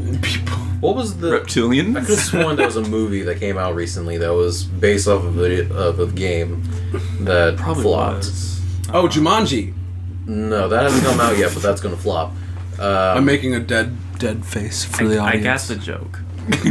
Like, there was a game that came out that like that flopped terribly because they're doing another Lara Croft movie. There was a trailer for that. Oh god, that game came out so recently. They're also basing it off of the newest game that came out like 4 years ago, 2 years ago. And I don't know. And then she's got like the axe that she has in the newest game, and it's just like they're treating it like it's the iconic. There's already another Tomb Raider movie that exists. Yeah, called Tomb Raider. Yeah. The one with there's two different Tomb Raider games with the same. Just put some numbers or a subtitle. I hate when movies do that. Oh yeah, it's just confusing. And you go on the Wikipedia page, and it's like, Well, which one is it? Anyway. This has been my gripe for the day. I actually forgot about those Tomb Raider movies, so now my complaint is taken away because those movies were made on the classic Tomb Raider. Yeah. This one's on the newest Tomb Raider, so whatever now. I forgot that those movies existed.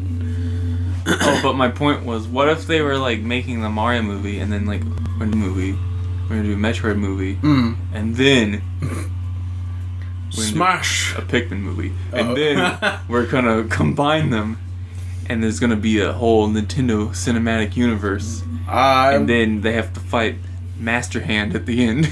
I would trust Nintendo enough at this point. I would like to see at least the Mario movie. See, the Mario movie could work. Zelda, as long as it's animated. I mean, live action, there's so many things that could go wrong. Okay, this is a big tangent. Mario movie could work. A Zelda movie, I feel like they'd have to make a story that would work. Because him going through a bunch of temples, there's only so many of that I can take in one movie. Do you think that if they were to do that and just follow the storyline to, say, like, Link to the Past, for example, do you think that you would have... They have cut out a bunch of dungeons. Yeah. Have, like, one dungeon. Or would you like it to have, like, a similar storyline, but it's like it's a brand new story, but it's got elements? Because I think that would work better, because if... I get, like Link, Zelda, and Ganon in there, but then just make an original story that works for a movie. Exactly. Because they're... And it could be standalone at that point, because, like, the Phoenix Wright anime came out, and it's like, I already played the game, I already know what happens. Yeah. and then the anime is just, like, one for one. It's just the game, yeah, but without the fun of figuring out yourself. It's like, I already did this. So it's not as good. Because it really loses It's that. super easy mode. Anyway, that was a huge tangent. Yeah. Anyway, The Big Sick is a movie I watched. It's an Amazon exclusive. Oh, I thought that was just a wide release movie. No, it was only on Amazon. I did not know that. I really liked it. What is? The Big Sick. What is? It's got Kumail Nanjiani. I don't know how to pronounce his name correctly. It's Kumail. Kumail Nanjiani. He's also on Silicon Valley. He's a comedian. Yes. And it's a really good movie. I liked it. It's got some legitimately really funny moments. It's like one of those dark comedies where it's like a little bit. The subject matter is very serious, and like the jokes aren't actually jokes. They're just funny moments that like an outside. There's some pretty like legitimate jokes. Oh, okay. There's like the situations are funny. There's some like there's some really it's a good movie. Yeah. Ray Romano's in it too. He plays the dad, and he's actually like one of the funniest characters in that movie. It's been a long time since we've seen Ray Romano in anything. Ice Age, my man. Ice Age, of course. But yeah, I recommend that. If you get Amazon Prime, stream it, my man. You know what they say. Anyway. Stream it, my man, they say. Other than Star Wars, that's all the movies on my list. Let's see. I've also got Spider-Man: Homecoming, which I've already I've already shat on that enough. David, would you like to say some positives about Spider-Man: Homecoming, and I won't say anything at all? It's a Marvel movie. It follows Marvel's guidelines because it's part of the cinematic universe that it has. Mm-hmm. These aren't really positives, it's just facts. I know you guys loved it, and I felt like such a shithead for being like. That's why I didn't want to say anything whenever we watched the movie, because you guys were enjoying yourselves. And so I just stayed quiet because I also didn't want to lie about my opinion. It's just one of those movies where it's just like, it's a kid being a kid. He's a kid being a superhero. Yeah. It's a comedic superhero movie that you don't really see nowadays because everything's so serious because it's leading up to a big plot point in the franchise. That was one thing I did notice. It was like very heavy on the comedy. Because it really felt like it was trying to make you laugh. All right, so moving Spider-Man, am I right, fellas? I haven't seen it. Was there any other movies before we get into Star Wars? Stephen King's The It. Did you? Oh, It. Yes. Okay. Stephen It's the King. Now we can actually talk about It.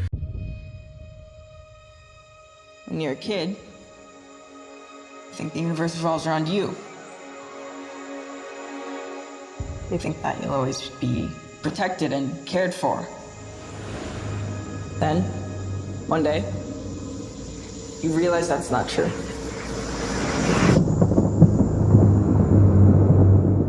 Who here has seen it? Just David and I? I haven't. You have not? It No, is. Really? Is that a good? That's a good. Okay. No, it's actually very good. It's like a very good, I've heard really good things. like adventure kind of horror-ish movie, but really the horror really didn't get to me. I was really expecting more psychological horror. There was some bits where it actually made me like, okay. Oh. It really didn't affect me that much. I've seen, movies that will like make me think about it that night and like turn the lights on, but it really didn't get me that bad. So It really didn't affect me that much. It's not a great review. No. I mean, the horror didn't. Really had no effect on me. the horror really. I was hoping for more psychological, like. Right. Like somebody's face coming up and The Shining. Yeah, something horror. like that. But really didn't do Another that. Stephen King. Other Stephen King movies, Yeah. or stories. I really enjoyed that movie, and it looks good visually.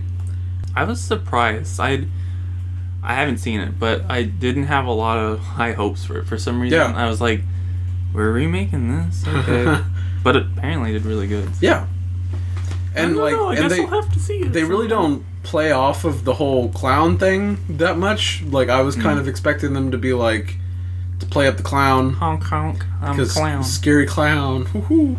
But really, no. It's just incidentally he's a clown.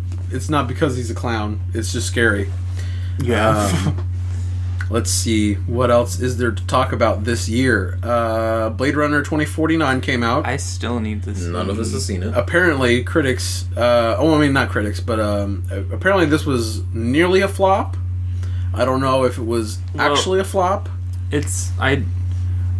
My situation is I'd love to see it, but I haven't seen the original yet, and that's why I haven't seen it. I have seen the original as of recently, and I can actually let you borrow the Blu-ray if you like. I would. I really enjoyed I've heard really good things about this new one, so I would like to at least see the original before I see it. So yeah, the original is very, very interesting. Very, very good. World building is a big thing. Yeah.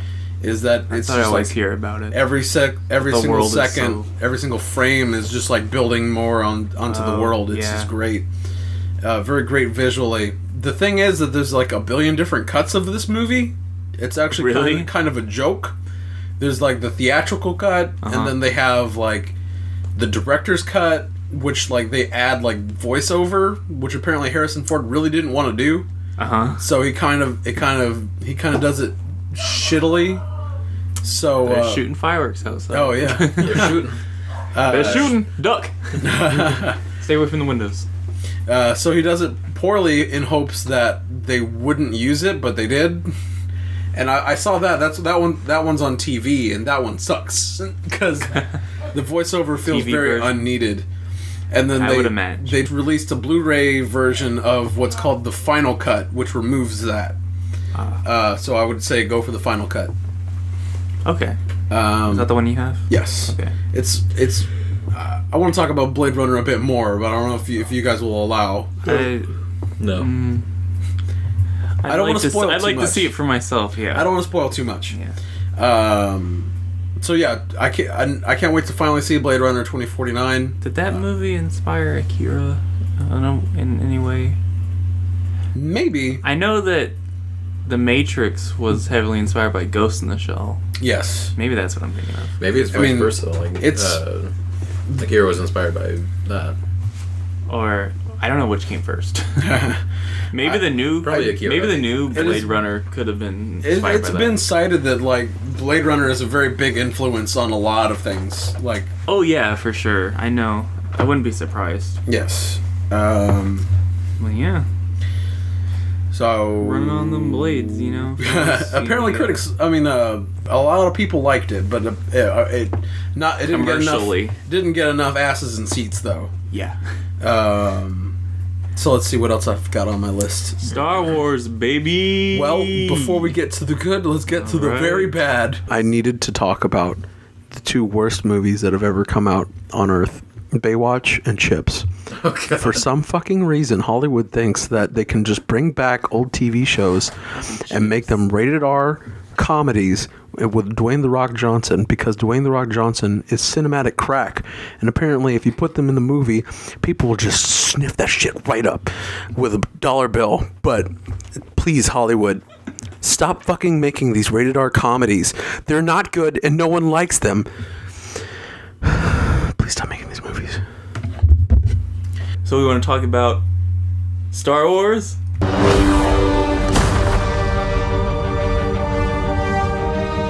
I've seen this raw strength only once before. It didn't scare me enough then. It does now.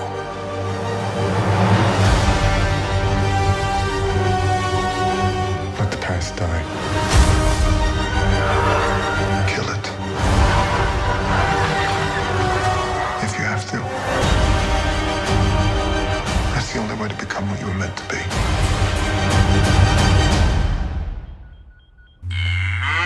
Yeah. Oh, sound the alarm.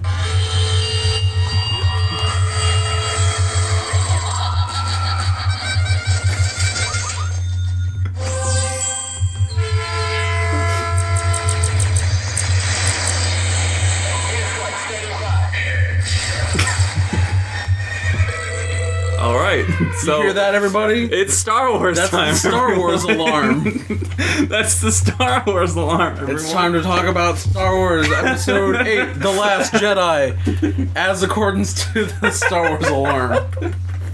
It's the stupidest podcast I've ever done. Well, it's been a while since we made one. We have the right to be stupid. All right. Star Wars. Okay. It was good. All right, bye, everybody. All right. Play the outro music. All right, now cut the music. So, let's see. All right, here's the actual Star review. Wars, The Last Jedi, Episode 8. I really liked it. This is a really decisive movie, but I decided I really like it. I've decided to really like it. Yes, so the critic review on Rotten Tomatoes. Oh yeah, is 91%. But right. the audience review is it's like 51%. It's super split. It is it's the definition of except for 1%. It's literally 50-50. Yeah. So it's so funny. Very, very divisive movie. Mm-hmm. And I really enjoyed the movie and still really like it. Yeah. And the critiques I've heard, I absolutely agree with as well. Oh yeah, well, a lot of the problems, like, yeah, I can see where you're coming from, but I still really like this movie. Yeah, exactly. I've heard the critiques and I agree with them, but I still like the movie. I have heard your concerns. However, it does not change anything. Right. This movie really felt like Episode 7 really set things up for you to expect certain things, and then episode 8 just shits on all of them. And episode 8 is like, and then slaps your mother in the face, and then just for even thinking that you deserved anything at all. So I think it's safe to say the rest of the podcast is going to be Star Wars spoilers. So well, before we get into spoilers, we should just say if you want to stop listening now, if you haven't seen the movie, that's fine. If you haven't seen it, we all say that it is very. We all like it very much, and you should definitely check it out and make your own opinion. All right, play the outro. From this point on, there will be spoilers. Okay. So we should talk about the biggest elephant in the room, which is the denial of any further backstory for Rey and Snoke. Yeah, which I like. I do too. So although it is a little disappointing. Well, it plays into like Kylo Ren's character. Kylo Ren, people have said is like one of the most interesting characters, and I agree with that. Yeah, absolutely. He is like so episode 7 is him really trying hard to be Darth Vader. Mm-hmm. And then episode 8 is him being like, fuck that. Yeah. Fuck the past. Yeah. I don't need any. Oh yeah, he has a hard stance by the end of this movie. It's like an emo kid trying to get over his emo phase. I mean, there's even the scene where he breaks the helmet. He's like, I don't need this anymore. His whole thing is like, fuck it all, fuck the past. And then Rey is like, I know where you're coming from, but you can't just get rid of everything. Yeah. And I really like that. Well, I mean, a lot of people were complaining that, like...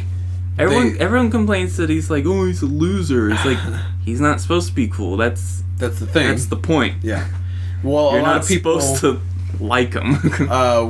were pointed out that, like, they hinted at him becoming a good guy. So he was a bad guy in the beginning, and then he ends a bad guy. But really, what changed was his motivation. So it wasn't... Yeah. It's no longer for the dark side. It's just he wants balance by destroying everything.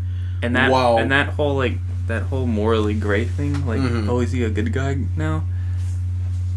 Well, of course not. But that makes him seem even more like a real person. Right. The fact that he wants balance through destruction makes him a bad person. Yeah. Well, you could say it's like ultimately, like, the end result would be good, but the ways does not justify the means. Yes. Ultimately, there's still balance between good and evil, because Kylo Ren's going through, or trying to find balance through destruction, and Rey's trying to find balance through making everybody like each other. Right. So there's still a balance between dark and light. So it's not. Yeah, exactly. So it's no longer a question of good or evil. It's the question of, like, which will succeed first. Balance, and what's the good way to obtain balance. It's a Star War.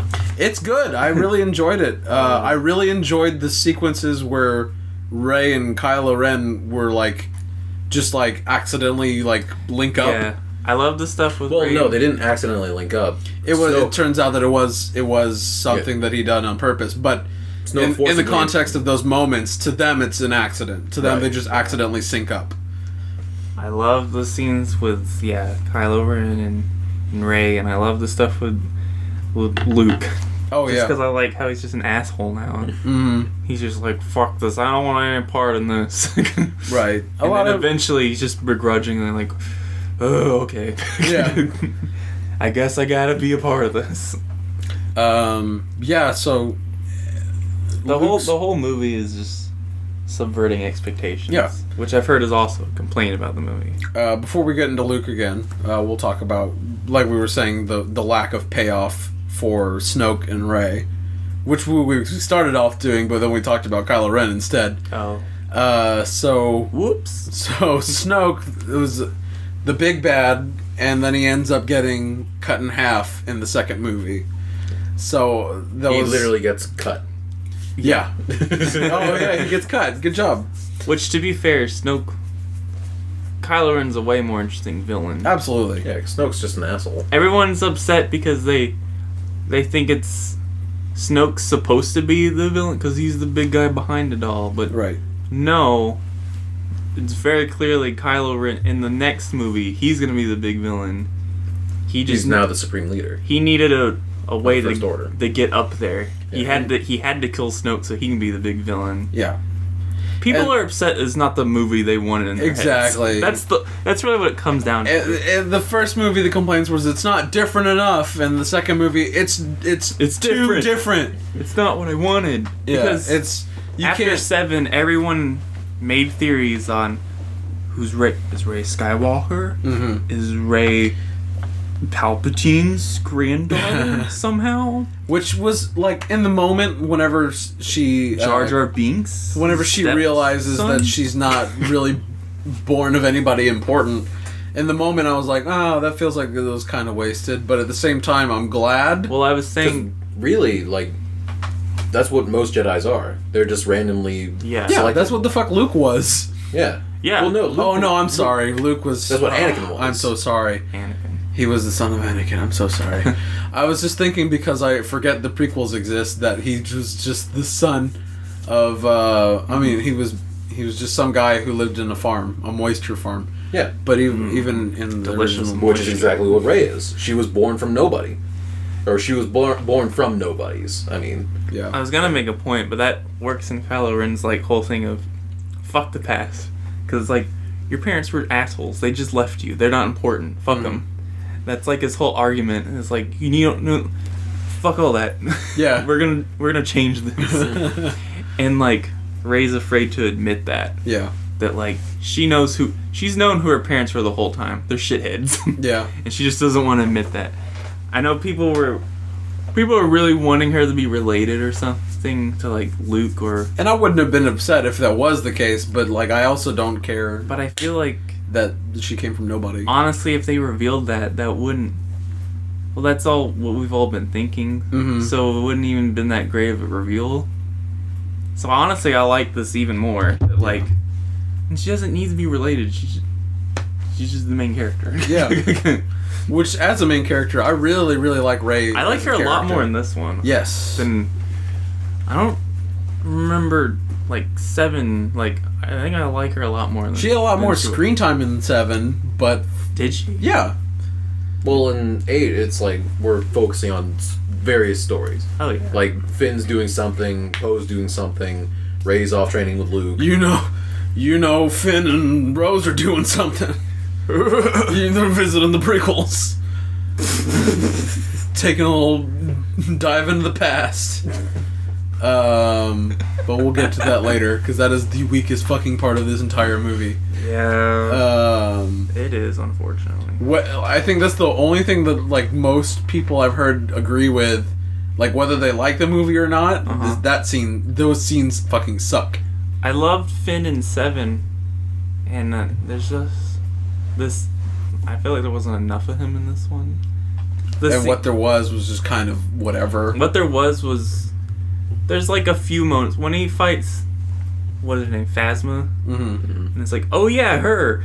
And for a little bit, you see him just making like fucking quips and stuff. It's like, oh yeah, that's the Finn. Oh yeah. Yeah, you're right, absolutely. And it's really just for that fight, and then... Also, can we talk about Phasma and the fact that she's been in both movies and for like only 2 minutes and then died? I hope that's a running joke. I hope that she shows up in the 3rd movie. Well, that's like Boba Fett. Yeah. Well, Boba Fett kept showing up and did shit. Boba Fett gets fucking eaten. Yeah. Cool. No, he does nothing he falls and dies. Yeah. He does nothing and dies. That's on his tombstone. Yeah. He did nothing and then he died. Everyone loves him though. Yeah. Even in the prequels, he does nothing and then dies. I really hope that's a running joke. And Phasma's in the 3rd one and does nothing and dies. Again. Phasma shows up, it's like, oh shit, and then they fight and it's like, ready to beat you. Actually, the movie starts with her burning corpse. What if she's in the 3rd one? What if she's in the 3rd one and she just like was like, okay, I give up. I'm going to join you guys or whatever. What if she turncoats too? Anyway, she's probably dead. Anyway, back to Finn. She's probably dead. You would have had a great send off in this movie. Oh yeah, like I was fully prepared. When he's going fully charged at the battering ram, like that would have been a great send off to him. Everyone's complained about this scene where it's like, that's so stupid, or like he could have survived too. He would have done it. Oh well. Yeah.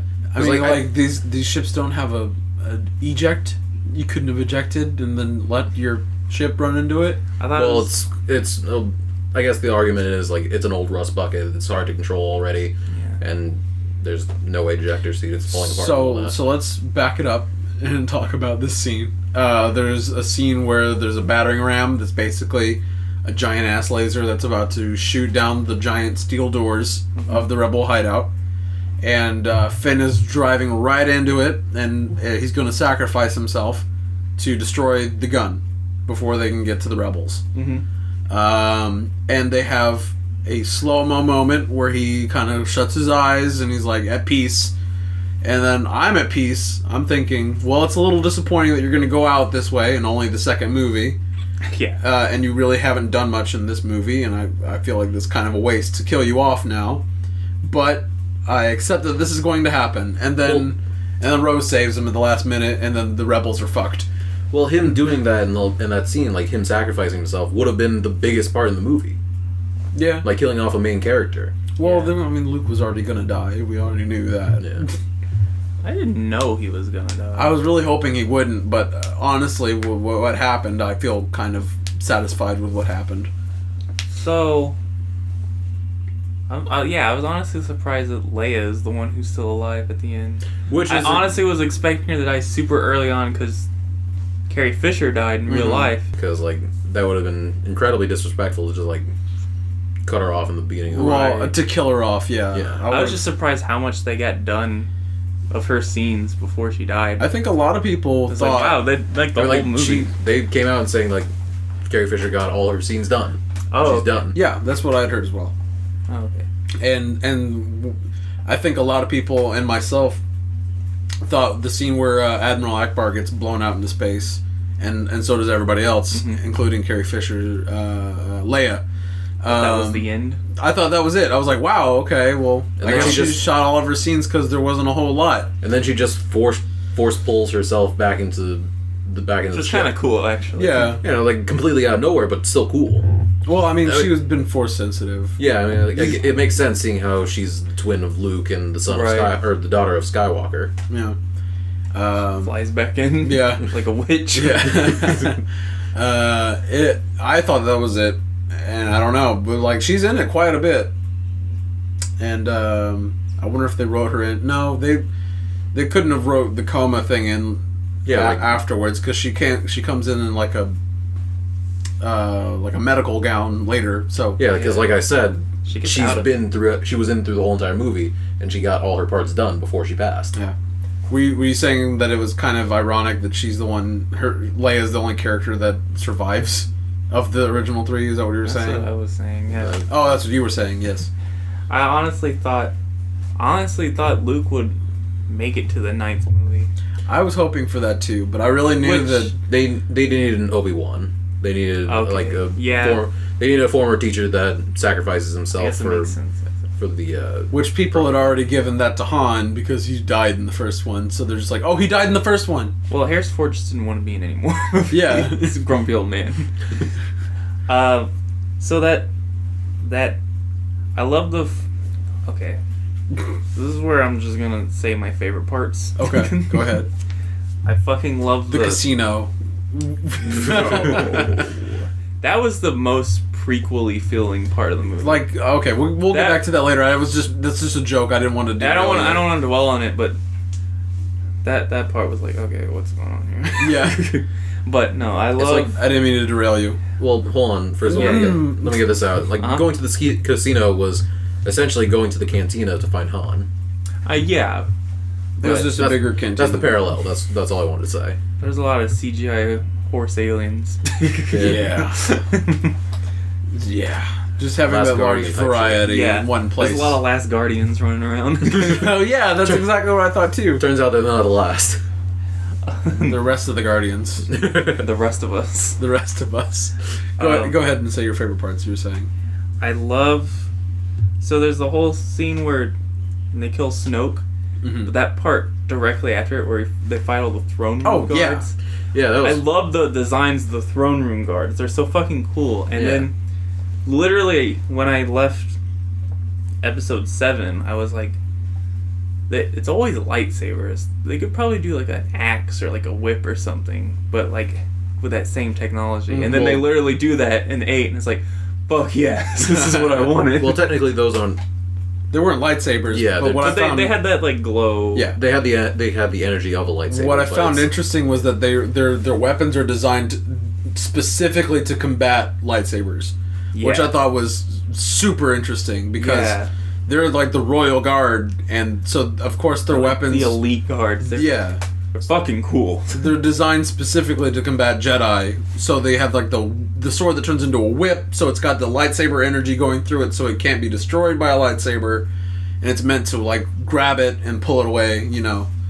I know I sound like a fucking kid, but that fight was fucking cool. Yeah, it was. I know Star Wars isn't all about the fights. It's you know, not the kid point, that says fucking. All right. But the fight was fucking cool. Yeah, it absolutely was. And then...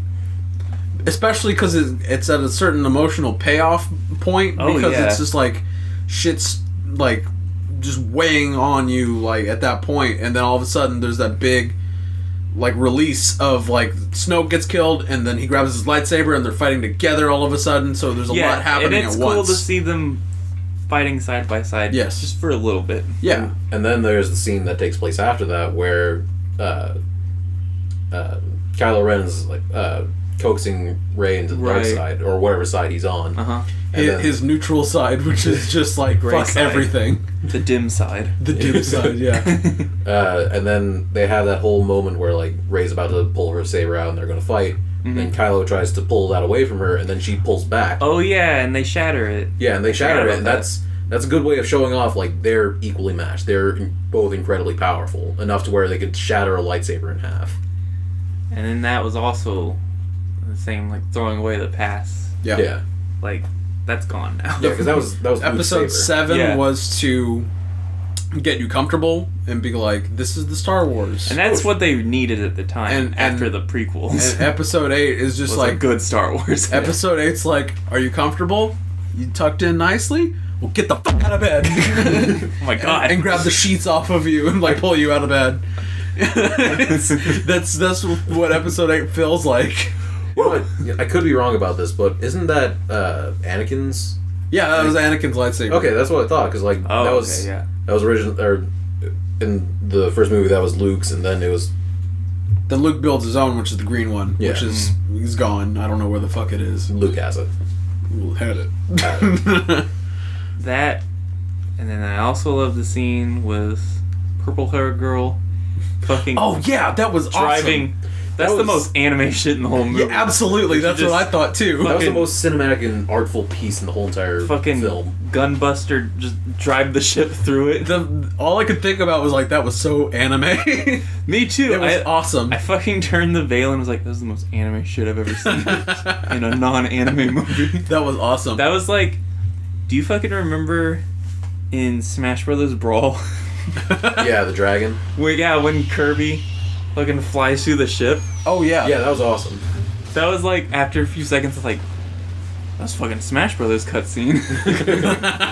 That scene was cool, and then when the very end where Luke and Kylo are fighting each other, and then there's that scene where like the AT-ATs are in the background, and it's the first time they've really felt fucking huge. Oh yeah, yeah, and it's like, oh yeah, those are massive. And I have a theory that Luke, I don't know. I have a theory that Luke is already dead at that point, and that's just a ghost because Yoda can just come back as a ghost, so maybe Luke can just do that. Well, he fucking killed himself and then came back as a ghost. That's possible, except for the fact that they cut to him like later. Well, on the island. It could have happened non-chronologically. Yeah, possibly. That's why it's a theory. Yeah. But why was he meditating? So let's get into it. So let's talk about Luke. He's preparing to kill himself. I also just talk about another cool scene. I also talk about another cool scene where go ahead. It's the scene before the fight between Kylo Ren and Skywalker, or Luke or whatever. The AT-ATs just rapid firing. when they're shooting at him. Yeah, like that. Where like Kylo just like does the most overkill thing ever. Where it's like I want every cannon aimed on that man. And right now, it's just like every single one of them fire on Luke. And it's followed up with a fucking joke though, but yeah. When the guy's like, you think you got him? Oh, I don't even remember that. You could just shut up. There was also the joke of like it goes up to, or the camera goes up to Luke and he's just like he dusts it off. Yeah, he brushes it off his shoulder. Well, I was fine. Now with that I love that. Because he's just like... That's a huge taunt, yeah. Nothing. Yeah. Plus, fucking nothing. Plus, now that we know that he was a Force ghost or a... it's even funnier. Astral projection. Wouldn't even... Astral projection, whatever you want to call it. Astral projected himself into the battlefield. It's even funnier because he's just like... Of course it wouldn't matter at all. Yeah. That was... There is a hint where he shows like his lightsaber and it's a different color. It's actually the same lightsaber that Rey and Kylo destroyed. Right, and it's like, how does he have that? Yeah. Yeah. And he's also an idealized version of himself because he's not... He cut his hair and he got it dyed. And... See, I thought like... Did he just cut his hair for this fight? Yeah. Did he just want to look good for the fight? And he looks thinner and... Yeah, it's like, oh no, this is just... and he's wearing his Return of the Jedi uniform, kind of. Yeah. So honestly, that kind of caught me off guard when it was like when he goes to cut him in half and he just goes through him and he's just like, I ain't even here, and then he does the peace sign and then he disappears. Yeah, that's exactly how it happened. I just now thought of this. You know the space dice that Han had in the the rear Did view he give of the Falcon? Leia? Yeah, he gives the Leia, and it's still there. How is it still there? Because that was with him. Even those disappeared. No. Oh shit, they did. They disappeared. they have, it's the same thing with, I guess, Rey and Kylo. They get water on. I just remembered water on her, and it's like, or maybe no, Kylo gets water on him, and it's like, the fuck? Yeah. Because she was like by a waterfall. Yeah. I just remembered those dice are there because he gave the dice to Leia, and he's a astral projection, so those aren't real either. Yeah. So. Yeah. That's why the dice disappear later. I completely forgot about the dice disappearing. Yeah. Yeah. Me too.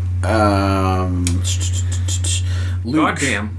Luke. I like that Luke is the way he is because it makes sense because his best friend and sister trusted him with his son, with their son, and he completely failed them and got a lot of people killed. Right. And he thought he knew what he was doing, but he only fucked things up even more. So of course, he's angry and and grumpy, and you know. I like that. Seals I like himself that off part of the from way Force. Kylo Ren is like that is because of a misunderstanding. Yeah. He thought Luke was about to kill him. But, well, technically he was. But then he wasn't. But like then Kylo woke up and saw that and was like, "What the fuck?" Yeah, he says that like in his split-second instinctual reaction, he pulls out his saber to kill Kylo, and then he like snaps back to reality, like, "What the fuck am I doing? Shouldn't kill this kid." Yeah. Shouldn't kill a sleeping child. Yeah. Yeah. Then Kylo wakes up and there's a huge misunderstanding. Yeah. Yeah. I like that you see that scene a few times because in the second time it's like, which one's telling the truth? Luke couldn't be the bad guy. Mm-hmm. And then he explains it. I don't know. I was a little worried because the second time you see it, I was like, "Oh God, are they gonna villainize Luke?" Well, even on the movie poster, mm-hmm. he's on both sides. So it's like, is Luke gonna be the bad guy? Yeah. I was a little worried about that, especially if they're gonna kill him off. He's actually the main focus. Kinda, yeah. So yeah, he's the whole focal point. And the sides.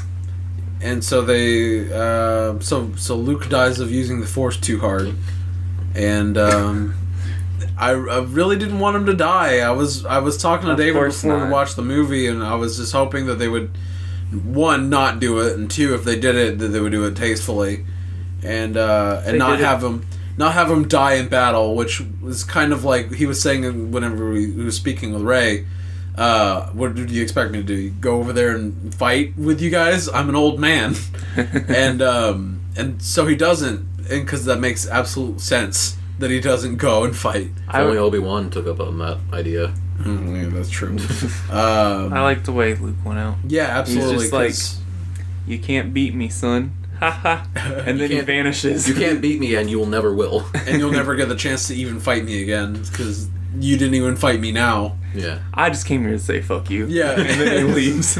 And he's like, "This is the last thing I'll ever say." See you around, kid, is the last words, and then he looks Nothing off. Personal, kid. Yeah, and then he looks off behind him.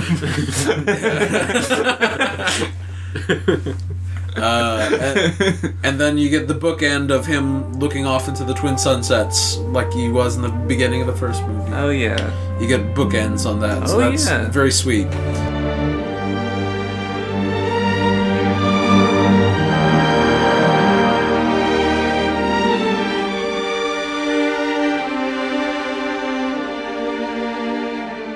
Also, I want to talk about his him overusing the Force, as you said. Yeah, he died of using it too hard. Well, Force too hard. To explain it further, he astral projected his own body, solar system away. Yeah, like millions of solar systems away, and he's like, how? That would take a lot out of out of a man.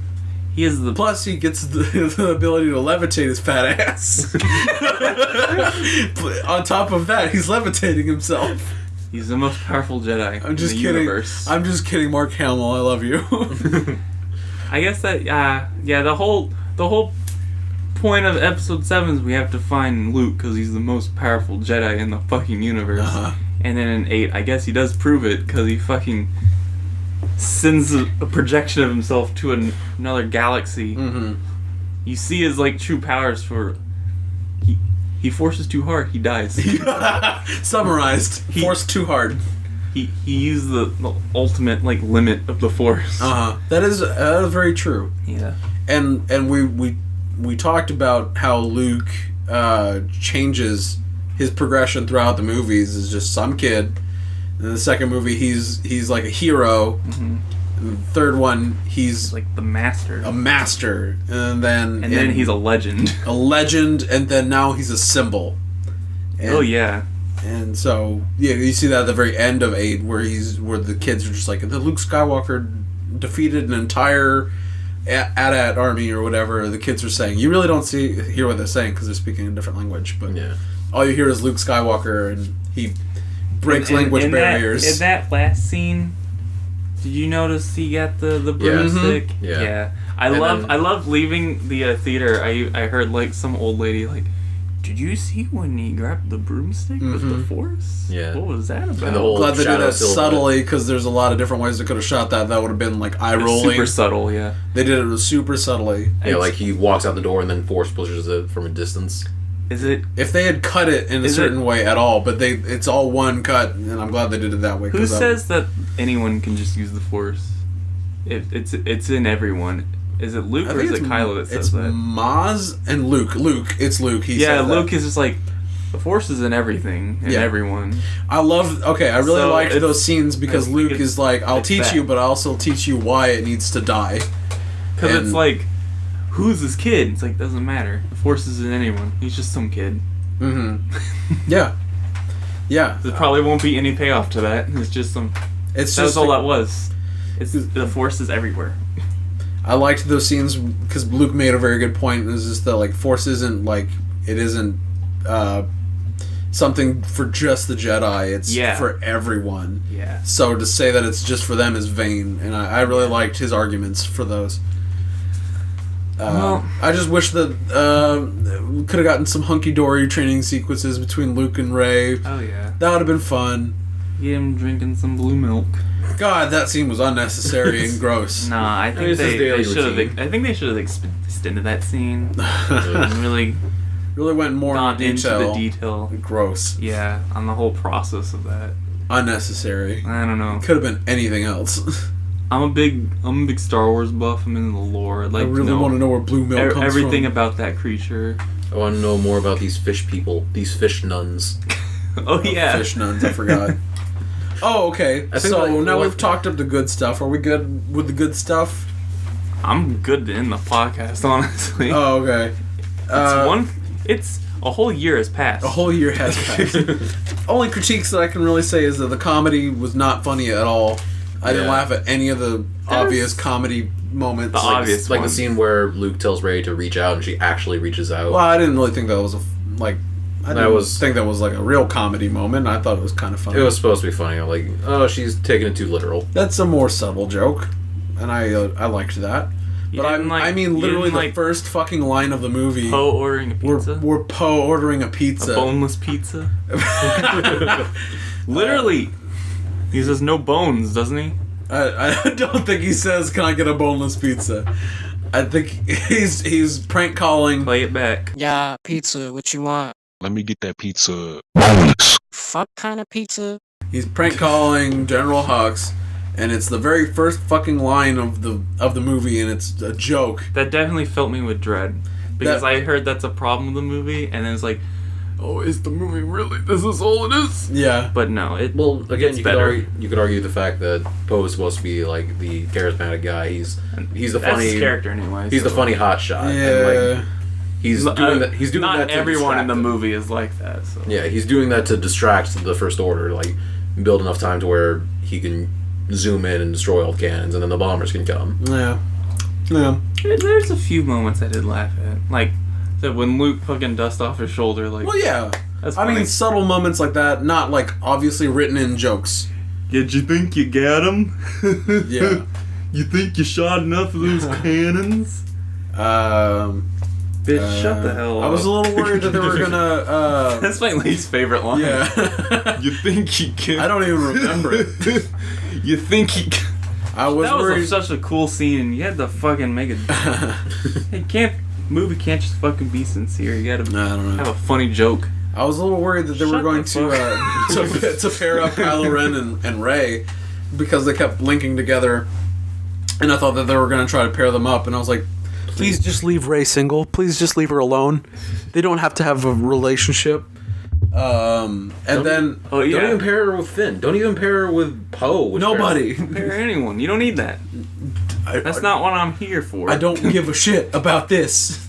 I'm here to see a Star War. And so, there's a line at the end where she meets Poe for the first time, and she goes, "I'm Rey," and then he goes, "I know." I laughed at that one. And then I feel like that was a reference to Leia saying "I love you," and then Han saying "I know." People are shipping them because of that one line.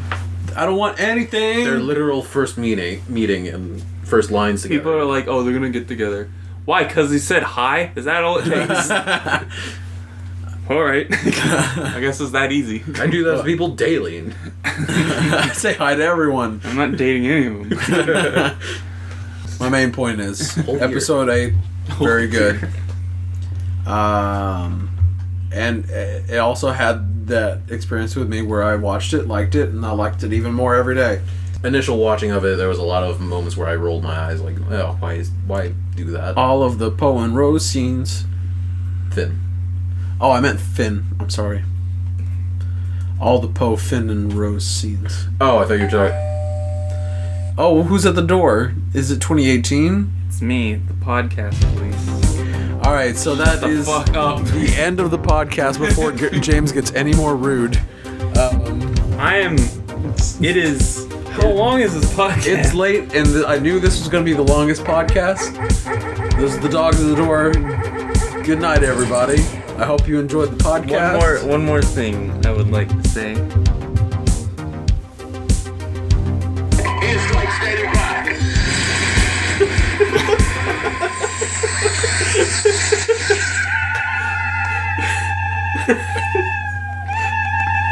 Oh god, they're launching the kittens! They're all exploding! Happy New Year!